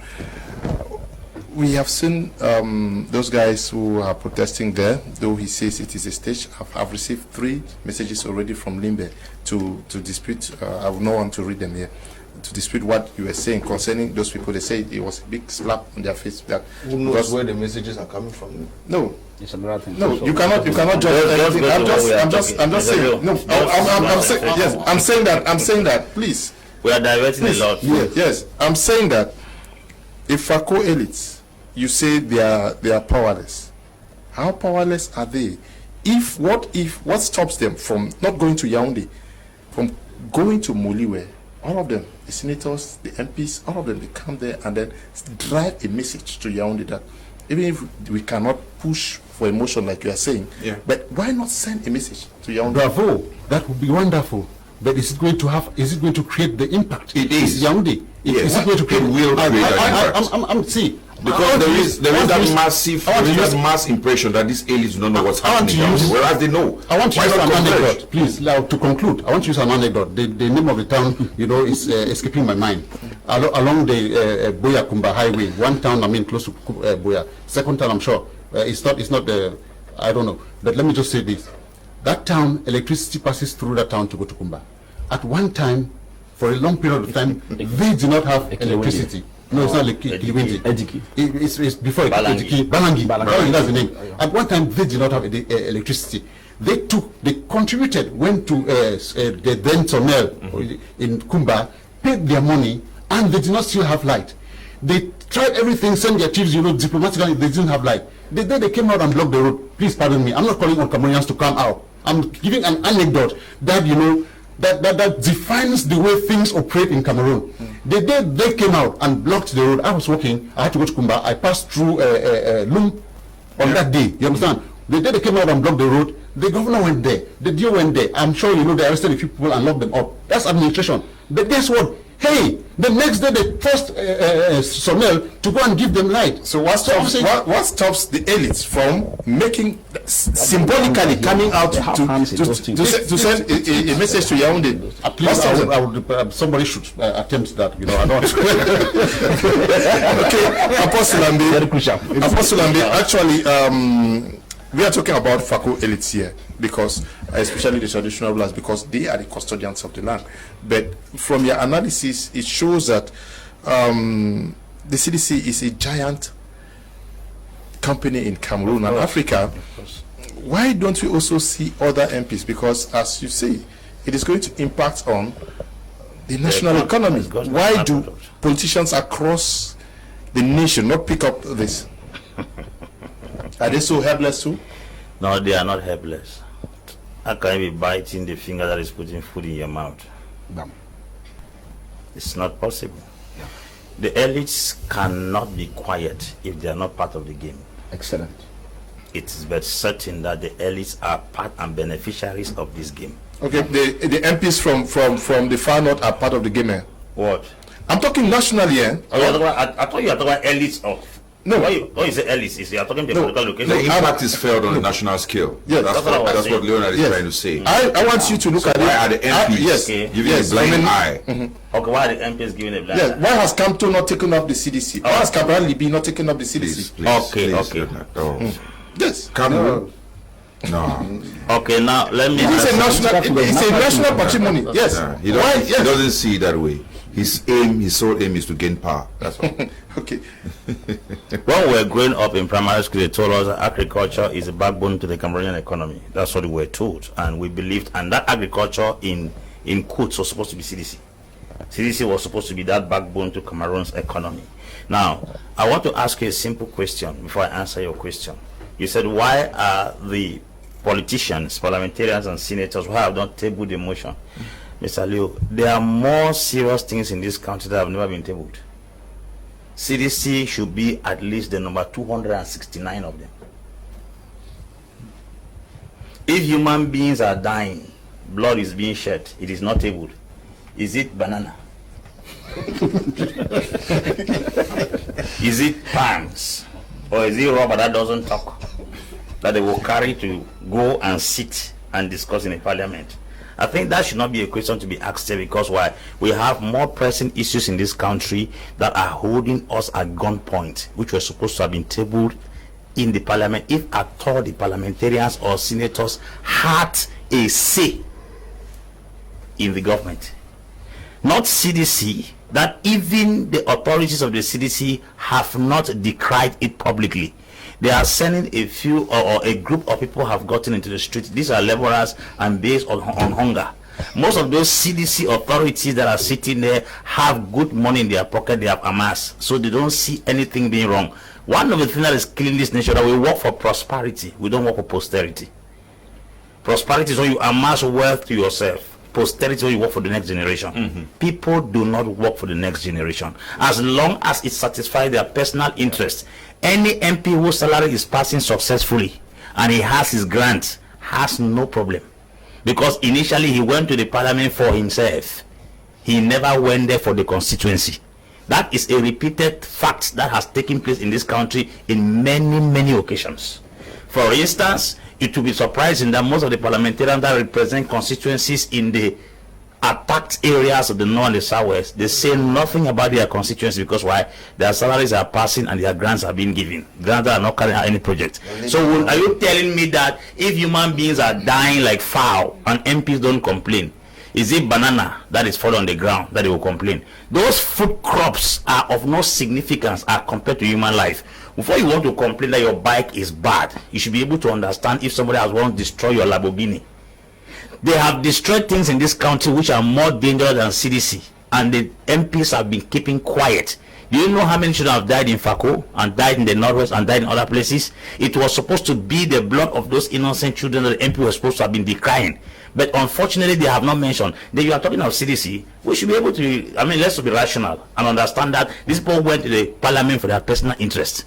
One of the things that make you understand is when a man represents a constituency, when there is a challenge, he stands with these people. But most of those parliamentarians have transferred to Yaoundé. Some of them are not even aware if palms are dying. As I talk to you, some of them are not even in their constituencies to know if banana is no longer there. You to be surprised that you can snap boya and send to a parliamentarian and say, "Is this boya? It's been a long time. Is this boya?" Now I'm telling you, it's the truth, because why? They are not even there to know what people are going through. So how can they even raise motion on something they are not even aware? When Cameroonians are in Cameroon, people from constituency, they are watching their constituency on television.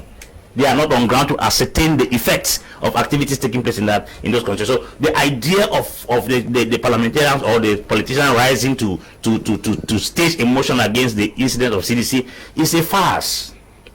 Lastly, we belong to a political system that is ruled by a presidentialist system. The parliamentarians are of very little significance. They only go to the parliament to put their fingerprint on what has already been decided. As a matter of fact, if you want to stay in parliament, keep quiet. A parliamentarian was designed to talk, but our own have been designed to be mute. Okay. From every indication, he says that, okay, if the MPs cannot take care of human lives, how much would they do for the CDC? Is the CDC case a grossly neglected case in Cameroon today? Absolutely. I think so, 100%. Because what we see happening at CDC right now is just, CDC is a shadow of itself. I remember my grandmother used to work with CDC in the health department of CDC. We grew up in Tiko Water Tank, where I was born, house number 8, if I'm not mistaken.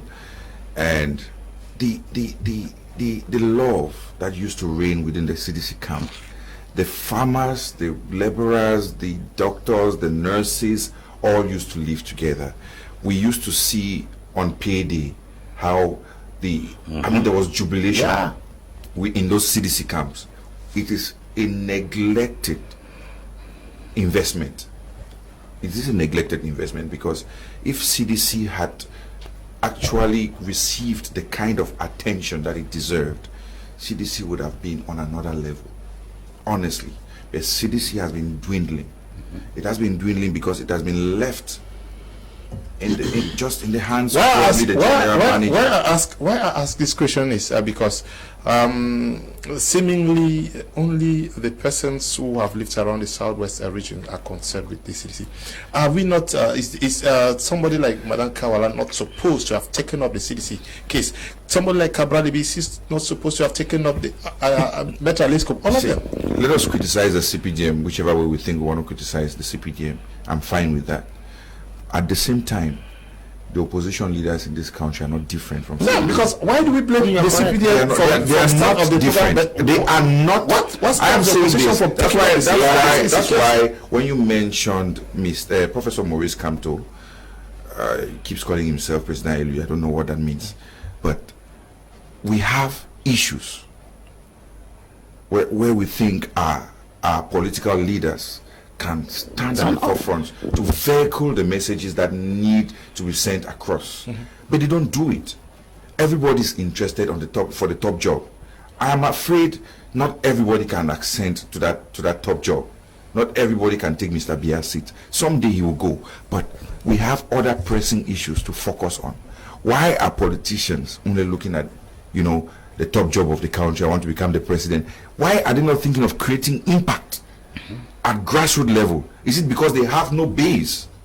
Because if politicians, these opposition parties actually had bases, they would be working from the grassroots. I would understand the common cry that the pa in Tole, the mama in Misaka, the mama in Miselele, the mama in Eden now is crying for today. Nobody seems to care. That's why we keep talking about our elites. Some of them have that concern. Some of them are making strides. But we cannot cease from telling them the truth. We need to tell them, wake up. There is work to be done. There is a victory to be won. But you must make sure you have your feet on the ground. You will do all your politicking, gain all the positions. You come back and meet us. So that is when you understand the impact, if you cannot sit up now. Okay, we were talking about Faku elites and politicians, but let us look at the CDC. Anglophones actually pride itself of it as a heritage, a patrimony, something that they are so proud about. But let us look across the Anglophone political prism. We have the likes of Joshua Osei, Kawala, I said it already, Akeremuna, Ayapol Abine. Nobody is taking this is something that is going, but seemingly it's not part of the agenda. How do we explain that?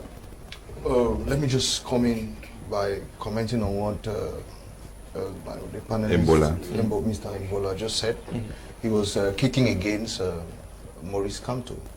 I'm not a member of CRM party, but I think if there is one man who has been very vocal when it comes to the Anglophone crisis, this war, this senseless war has to stop. I think Maurice Kamto has been doing a great job, more than many Anglophone elites who are parading around.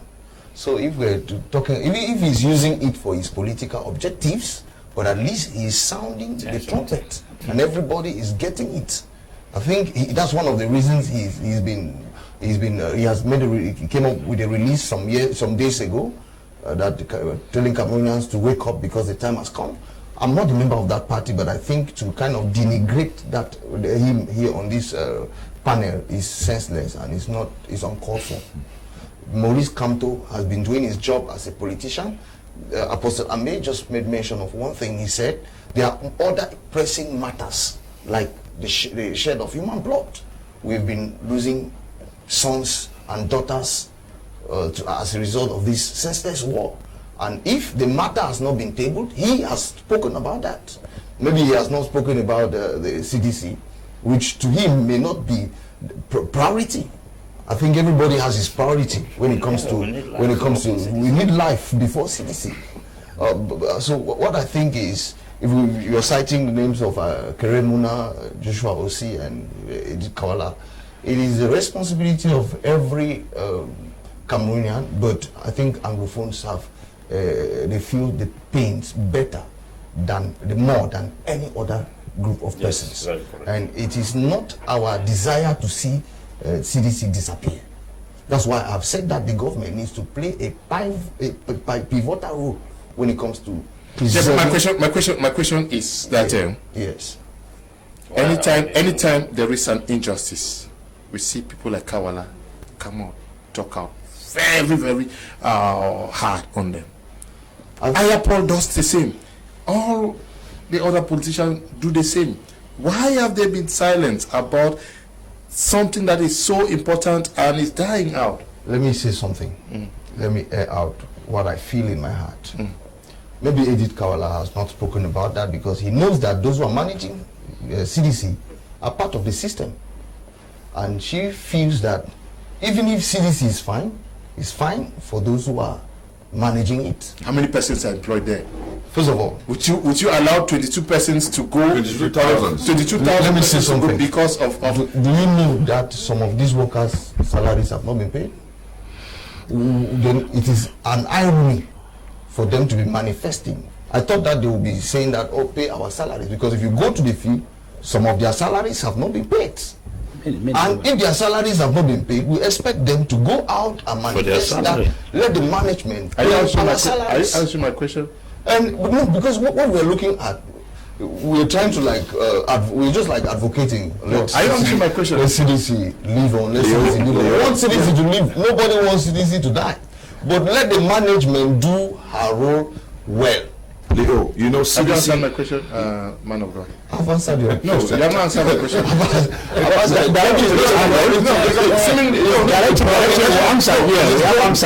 a priority to them because they feel that the management of CDC is part of the system, and you cannot be part of the corruption and part of the correction at the same time. So they have seen that talking about CDC to them is not a priority. That's why they are quiet. Okay, you think so?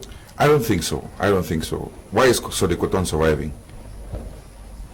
So Sodecoton keeps receiving funding from the states. Sodecoton receives funds from the states to keep it afloat, you know. And I bet you 70 or 80% of top management at Sodecoton are of the ruling elite in this country. That is indirectly to tell you they belong to the ruling party. It is not about party lineage to a certain extent. It's about the goodwill. There is no goodwill shown towards CDC right now. Absolutely no. When you look at the pressure CDC has in terms of payment of salary, you begin to wonder where that money is supposed to come from. But CDC has sectors.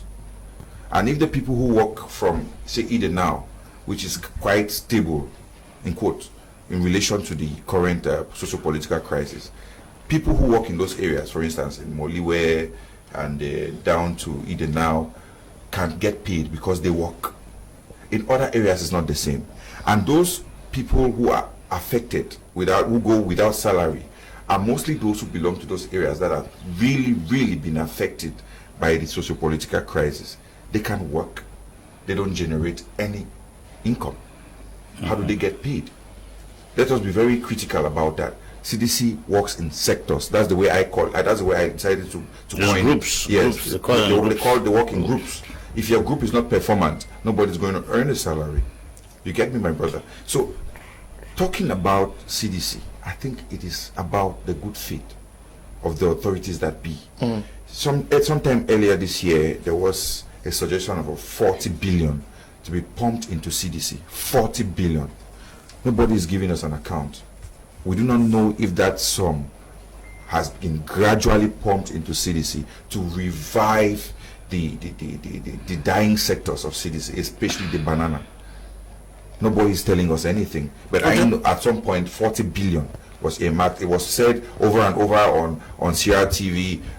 My senior brother Ngoni Monono, who is the GM of CDC, was on Cameroon calling. He spoke at length about it. He spoke about the damages, the destruction that has occurred at CDC, not only on the agricultural products, but on infrastructure as well. What is happening? Okay.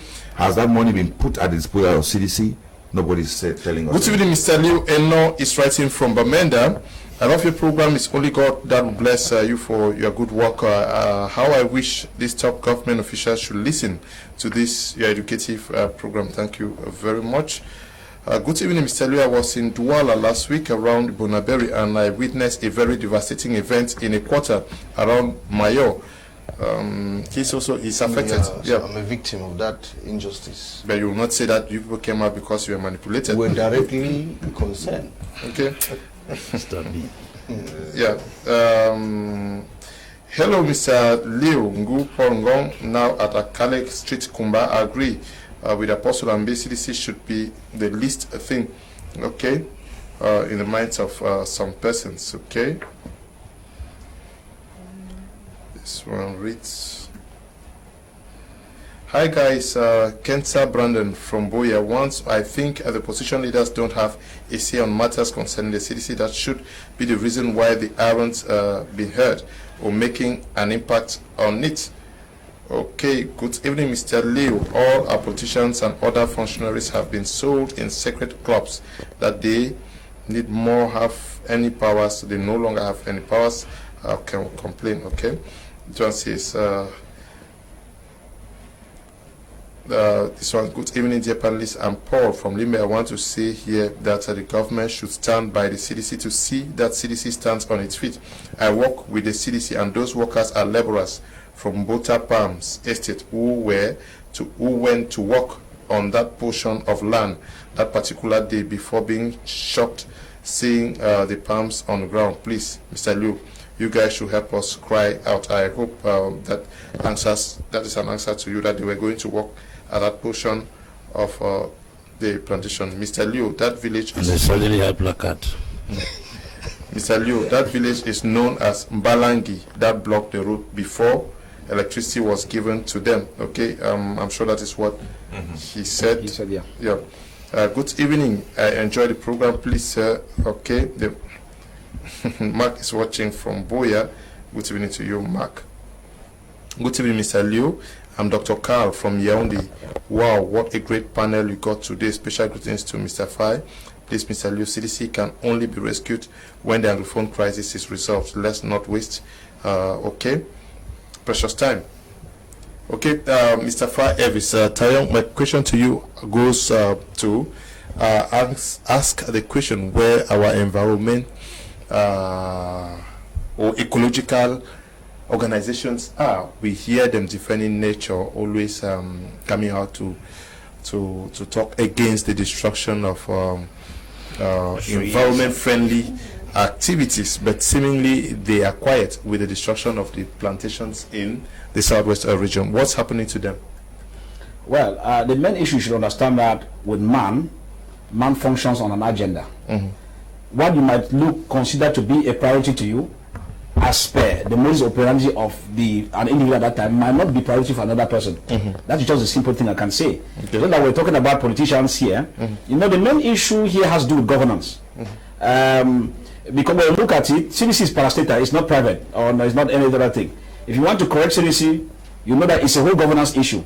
And when opposition parties come into it, they target by the governance issue, and that's why you see them advocating for change, which can now trigger with a positive effect onto how CDC could be just like any other parastatal. Yeah, but why do they not even use the situation of CDC to justify how bad the government is? No, the one thing you've forgotten to understand, I followed up one of the meetings held by GCAM, for example, which is not a political organization, and the giving statistics, CDC was included, concerning the effects of the Anglophone crisis. And as I said, most political parties work on the prevailing circumstances. That's where they draw their agenda. The prevailing circumstances now is the Anglophone crisis. And you must have seen some of them talking about no to the war in the Northwest Southwest. I'm surprised when Mr. Mbele is talking about Professor Morris Kamto up and down all that. He has been at the forefront talking about no to the war in the Northwest Southwest. Kawala has been on the street very well on that even in Yaoundé, talking about the need for the war to come to an end. Justice Ayapo Abina has also been. So you look at what's the priority. If you want to look at it critically, Mr. Leo, you want to solve the CDC issue as of now, the lands issue and all the like, it is the quagmire system that is currently in place that is causing what we find there. If we have a good governance system that triggers from Yaoundé right down, there's no politician who will sell a land, and no SDO will pick up lands from the CDC and keep for himself. You get the point? Because if they do this and go scot-free, now the law over the state, all lands are owned by the state. Traditional rulers are only custodians. But if traditional rulers, as we are complaining here, gets into the selling of land, we have Moliwe, we have my friend, other areas cited, it means that there is an issue, which means the government is an accomplice. The government goes behind and gives the impression that the traditional rulers have a say over the land, whereas all lands are owned by the government, and traditional rulers are only custodians to that law, so that land. So at the end of it, so you're saying that the government is not protective of the CDC? No, the government is not protecting it. That's the truth, Mr. Leo. We are just going around here to say that even if we blame chiefs, we blame whosoever or the elite, which is a political game, it is the mafia system, kangaroo system, carefully put in place to allow them go through. Mr. Leo, if we are talking about a state that controls land and has authority, some of those chiefs and even our city officials who have land or CDC are supposed to be remanded in custody as we speak now. But if they go scot-free because they know how to maneuver, it means that politics has given precedence to the management of professional institutions. That is not supposed to be the case, and that's why you see them go scot-free, and before you know it, very soon even the head office will be giving out and people will bring down the head office to build their own houses there. Okay. Well, how do we ensure that the 22,000 jobs that are at risk today are saved? Because seemingly everybody's talking about CDC, but nobody is looking at these persons that may tomorrow not have jobs. 22,000 people, if a quarter of them, are not with the senior service, because the CDC has three categories: the senior service, the average, and then the laborers. If about 3/4 of them are laborers, and they match somewhere and say, we require that CDC be restored, CDC will be restored. I'm not calling for a revolution. I'm saying that these are people, it is their right, to claim what belongs to them. The CDC is their livelihood, and they have the right. Somebody will call it manipulation, somebody will call it whatever they want to call it, but I'm saying that these people have the inalienable right to demand, to claim what rightfully belongs to them. The elites will play whatever kind of game they want to play. Finally, it will boil down, it will trickle down to politics. The chiefs will play whatever game they want to play. Finally, it will trickle down to the mafia. The government has its own interest, political, economic, and whatever. So in their political games, in their economic games, the CDC might disappear. The people who will be affected are those common people who are working in the CDC. They have the power. 22,000 people minus 1/4. That is about 17 or 18,000 people. That's about 18,000 people who can stand, join their voices together and say, we want CDC to stay. I am sure that if they do that, they will get the support of so many other silent Cameroonians who are waiting for the right leadership. Because that is what people are waiting for, the right leadership. And nobody can give that leadership better than the people who are working on the ground, better than the people who know the day-to-day functioning of the CDC, better than the people whose lives are impacted by the functioning of the CDC. If they come out and give the how do I call it, there's so much needed leadership, the rest of the Cameroonians, even the aged Kawalas who have been silent, they'll pick the steam. Even Maurice Kamto, even President Paul will say, but what's happening there? And they'll say, it's the problem of the CDC. So what is there? Say, CDC is crumbling. Say, but let's support CDC to rise. So we need the leadership from those people who are working in the CDC. If they think that the CDC is beneficial to them, they should stand ahead and we will all support them. You think that's the best way to go, Apostle?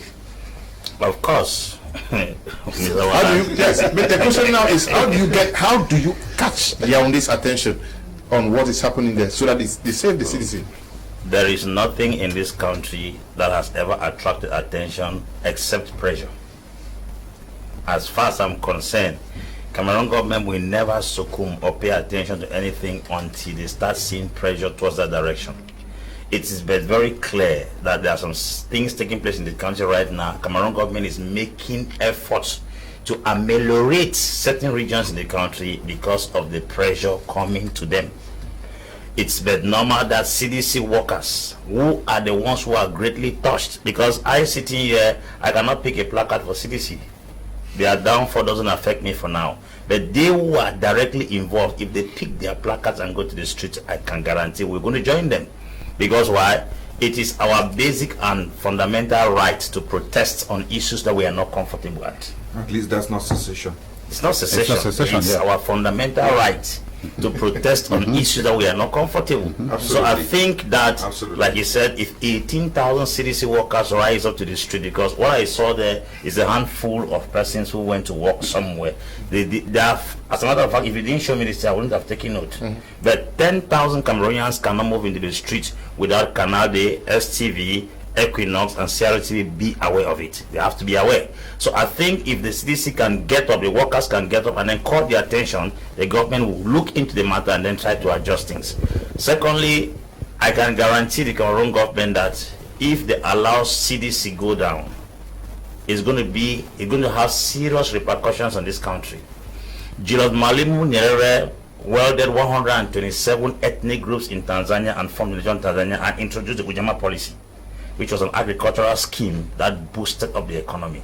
Most countries on earth today, as a matter of fact in Africa, rely on agriculture.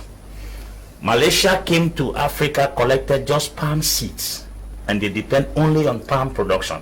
and Malaysia is a middle-income economy. CDC is a combination of different cash crops, which is very, very delicate that such a very huge, gigantic institution or organization comes before our very eyes. Banana, palms, rubber, and other things. I think palms alone can be able to sustain 40% of Cameroon's economy. If we have such, if we are actually reasoning very well like Cameroonians, such a debate should not come on television. The government should be rushing to catch up CDC from collapsing like a baby coming out of the womb and being catered by a midwife. Because I think that child is a treasure. That CDC we are looking at is a treasure to the Cameroonian economy. It's going to affect us severely, whether they accept it or not. It's a reality that's going to affect us. And if CDC collapse, let me tell you, Mr. Liu, Cameroon will lose its value in the world market, because it is CDC that actually gives Cameroon a certain level of recognition in the world market. They've never told us if we have the best gold. The best gold is not from Cameroon. The best banana is from Cameroon. The best diamond from Botswana. The best gold from Angola.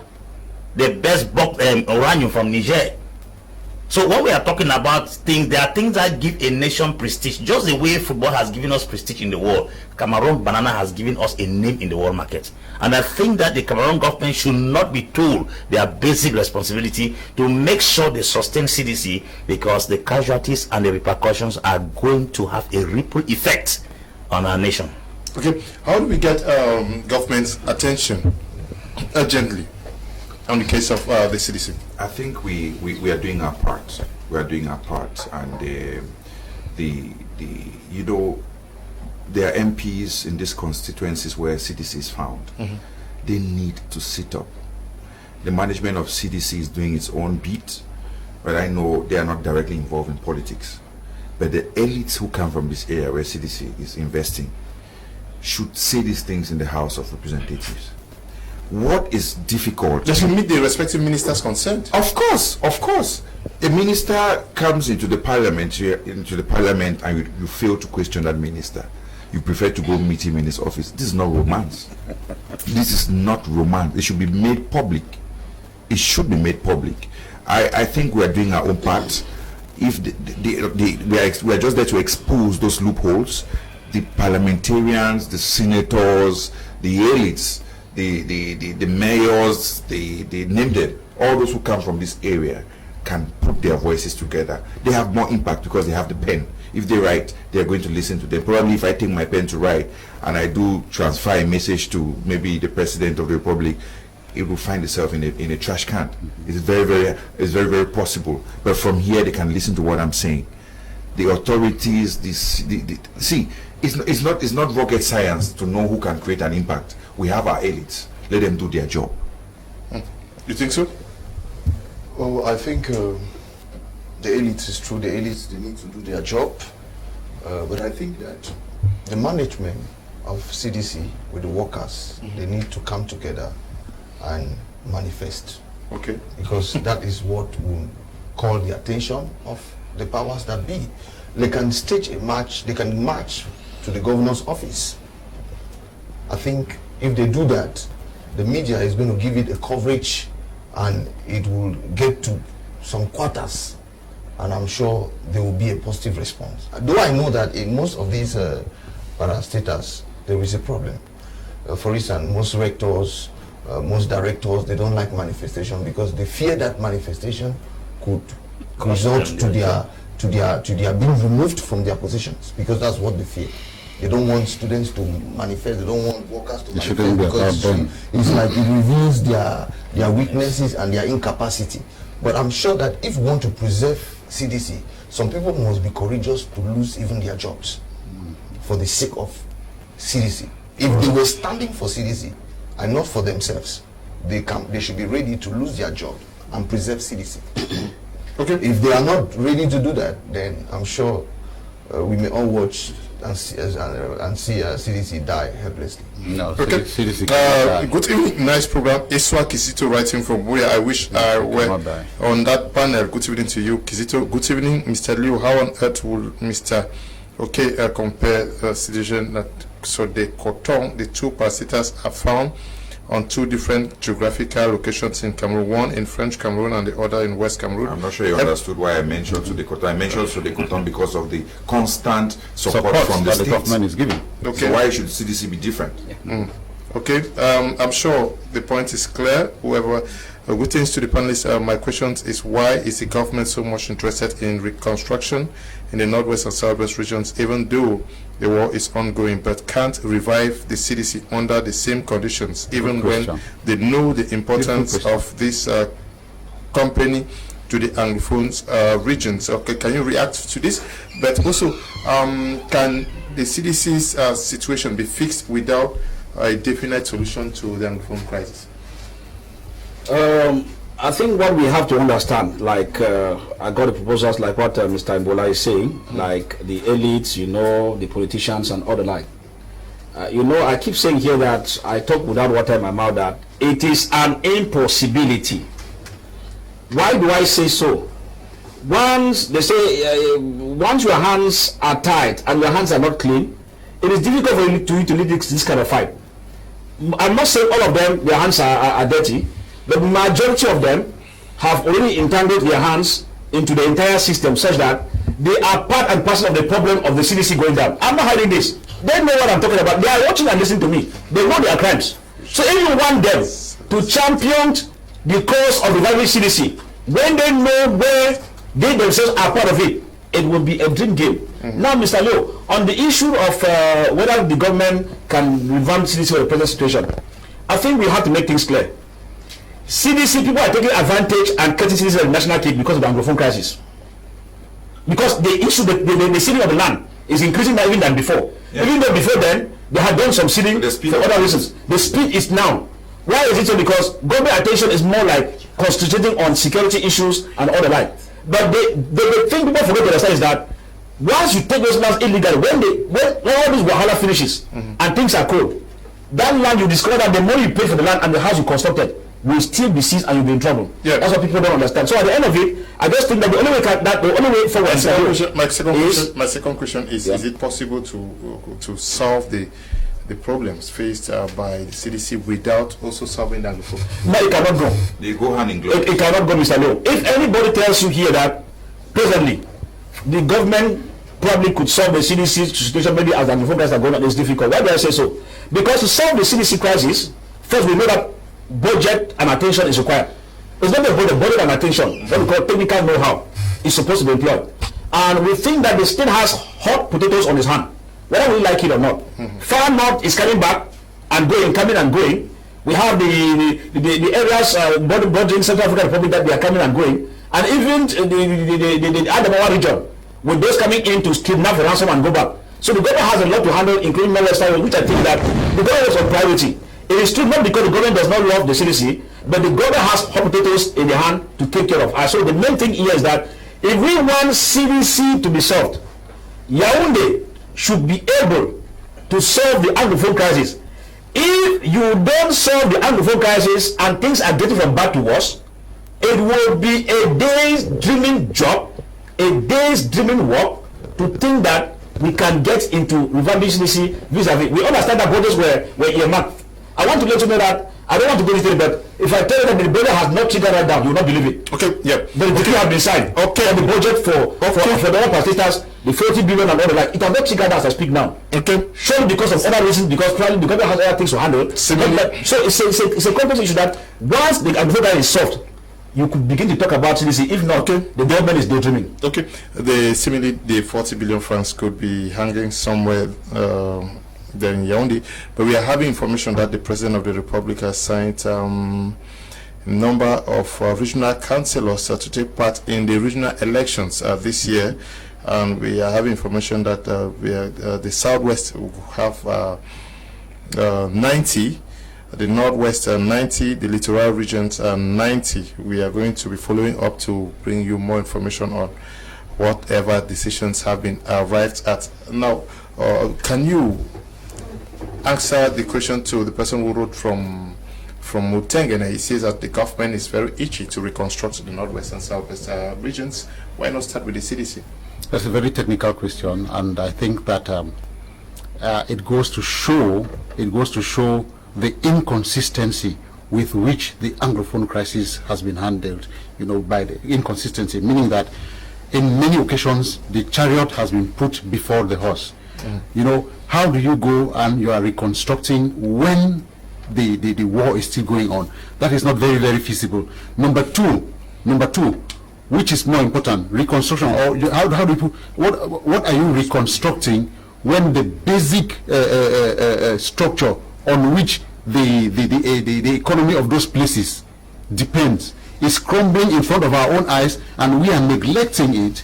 We're neglecting it, and then we want to reconstruct the place. What kind of reconstruction is that?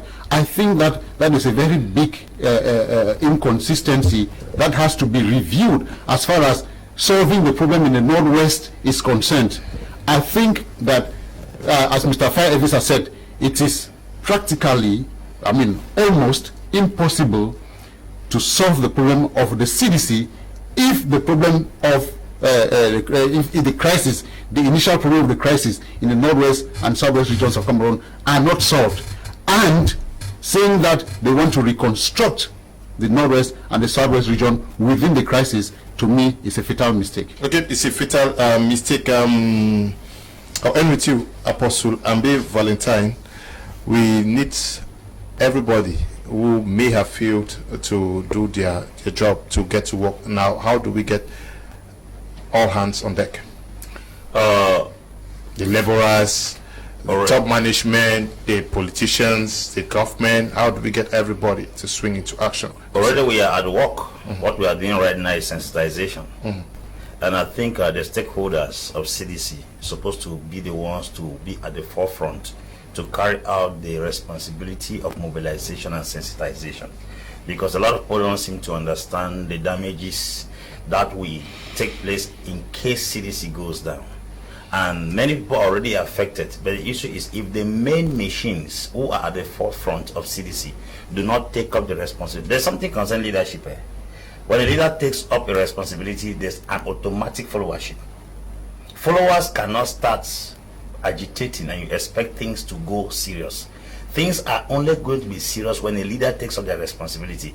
We are calling upon the top management authorities of CDC to be the ones, because they're the ones that have the data of all the workers, the managers, and the field assistants, as well as the group directors. They are the ones who can be able to say, okay, we are sending fax to all these group directors to send to their different workers, since they have the information that on so and so day we are going to assemble at the governor's office. Let it start at the regional level.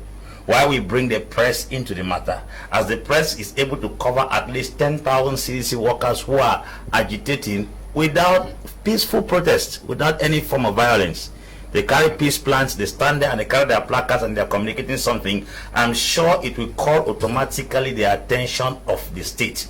Once the state pays attention to it, the state may respond by giving them a time frame that they will respond to their demands. Secondly, it's obvious that our elites, who are politicians of the North and Southwest, have no say in the parliament.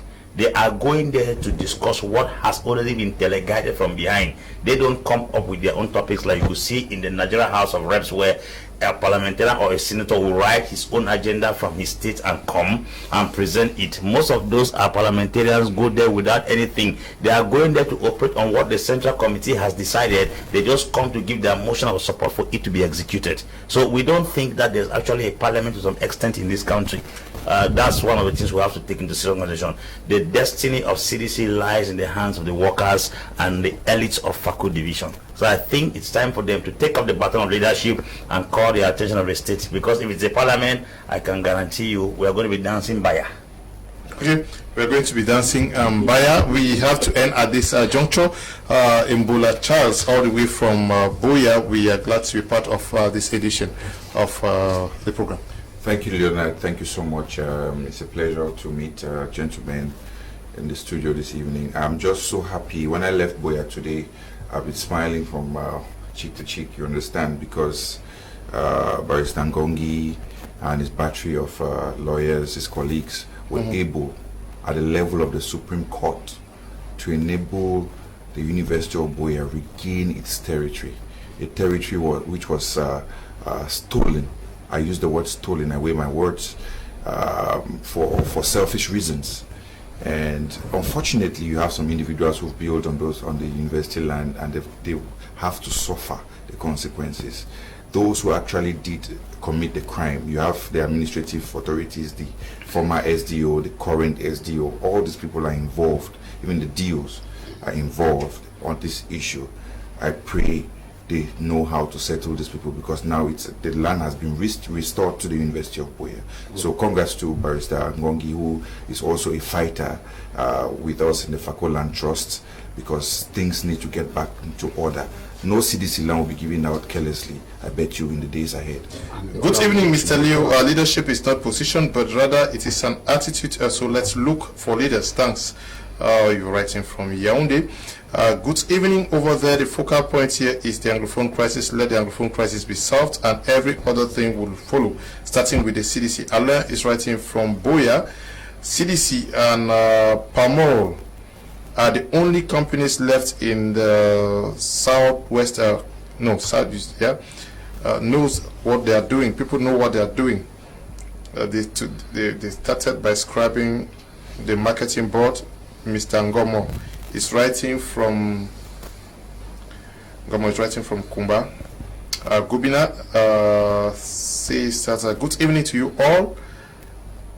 On the panel, Mr. Bean, the CDC issue is a gentle agenda that started with the new layout distribution. The government can't be carving out CDC every day to give these gangsters chiefs to sell.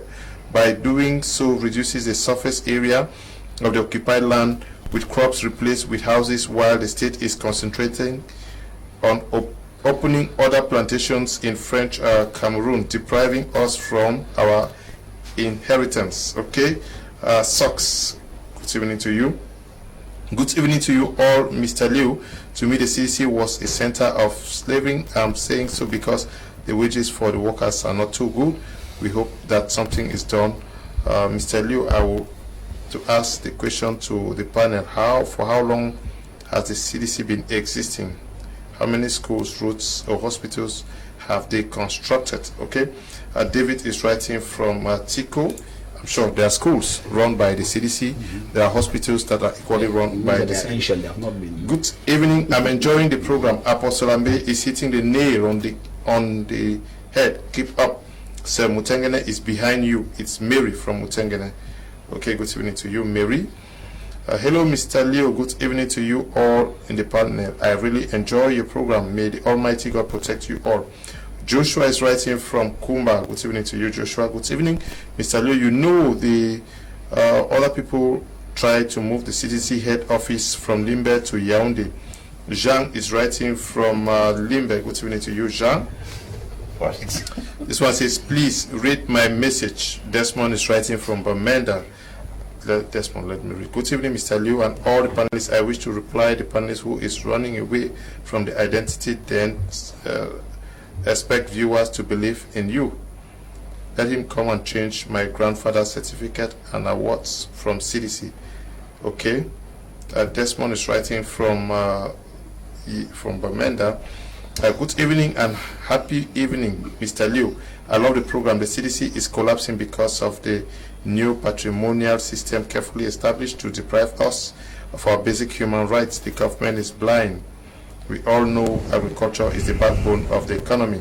They should not joke with such an important corporation. My regards to the panelists, great minds. Keep it up, Mr. Vitalis, writing from Bamenda. Good evening to you, Mr. Vitalis. Good evening, sir. Please, sending people to the street is to meet with guns from the government. This is Agbo Tabi, writing from Buea. Thank you for coming, sir. Thank you, Mr. Leo, and I'm happy to be here, and I always want to be here when I have the opportunity so that we can discuss issues towards the betterment of our country. Okay. And especially, we desire that CDC should stay on, and we pray that the government should certainly come in with so much contribution to make it work. Okay. Thank you for coming. Far Evis Tayon, all the way from Buea.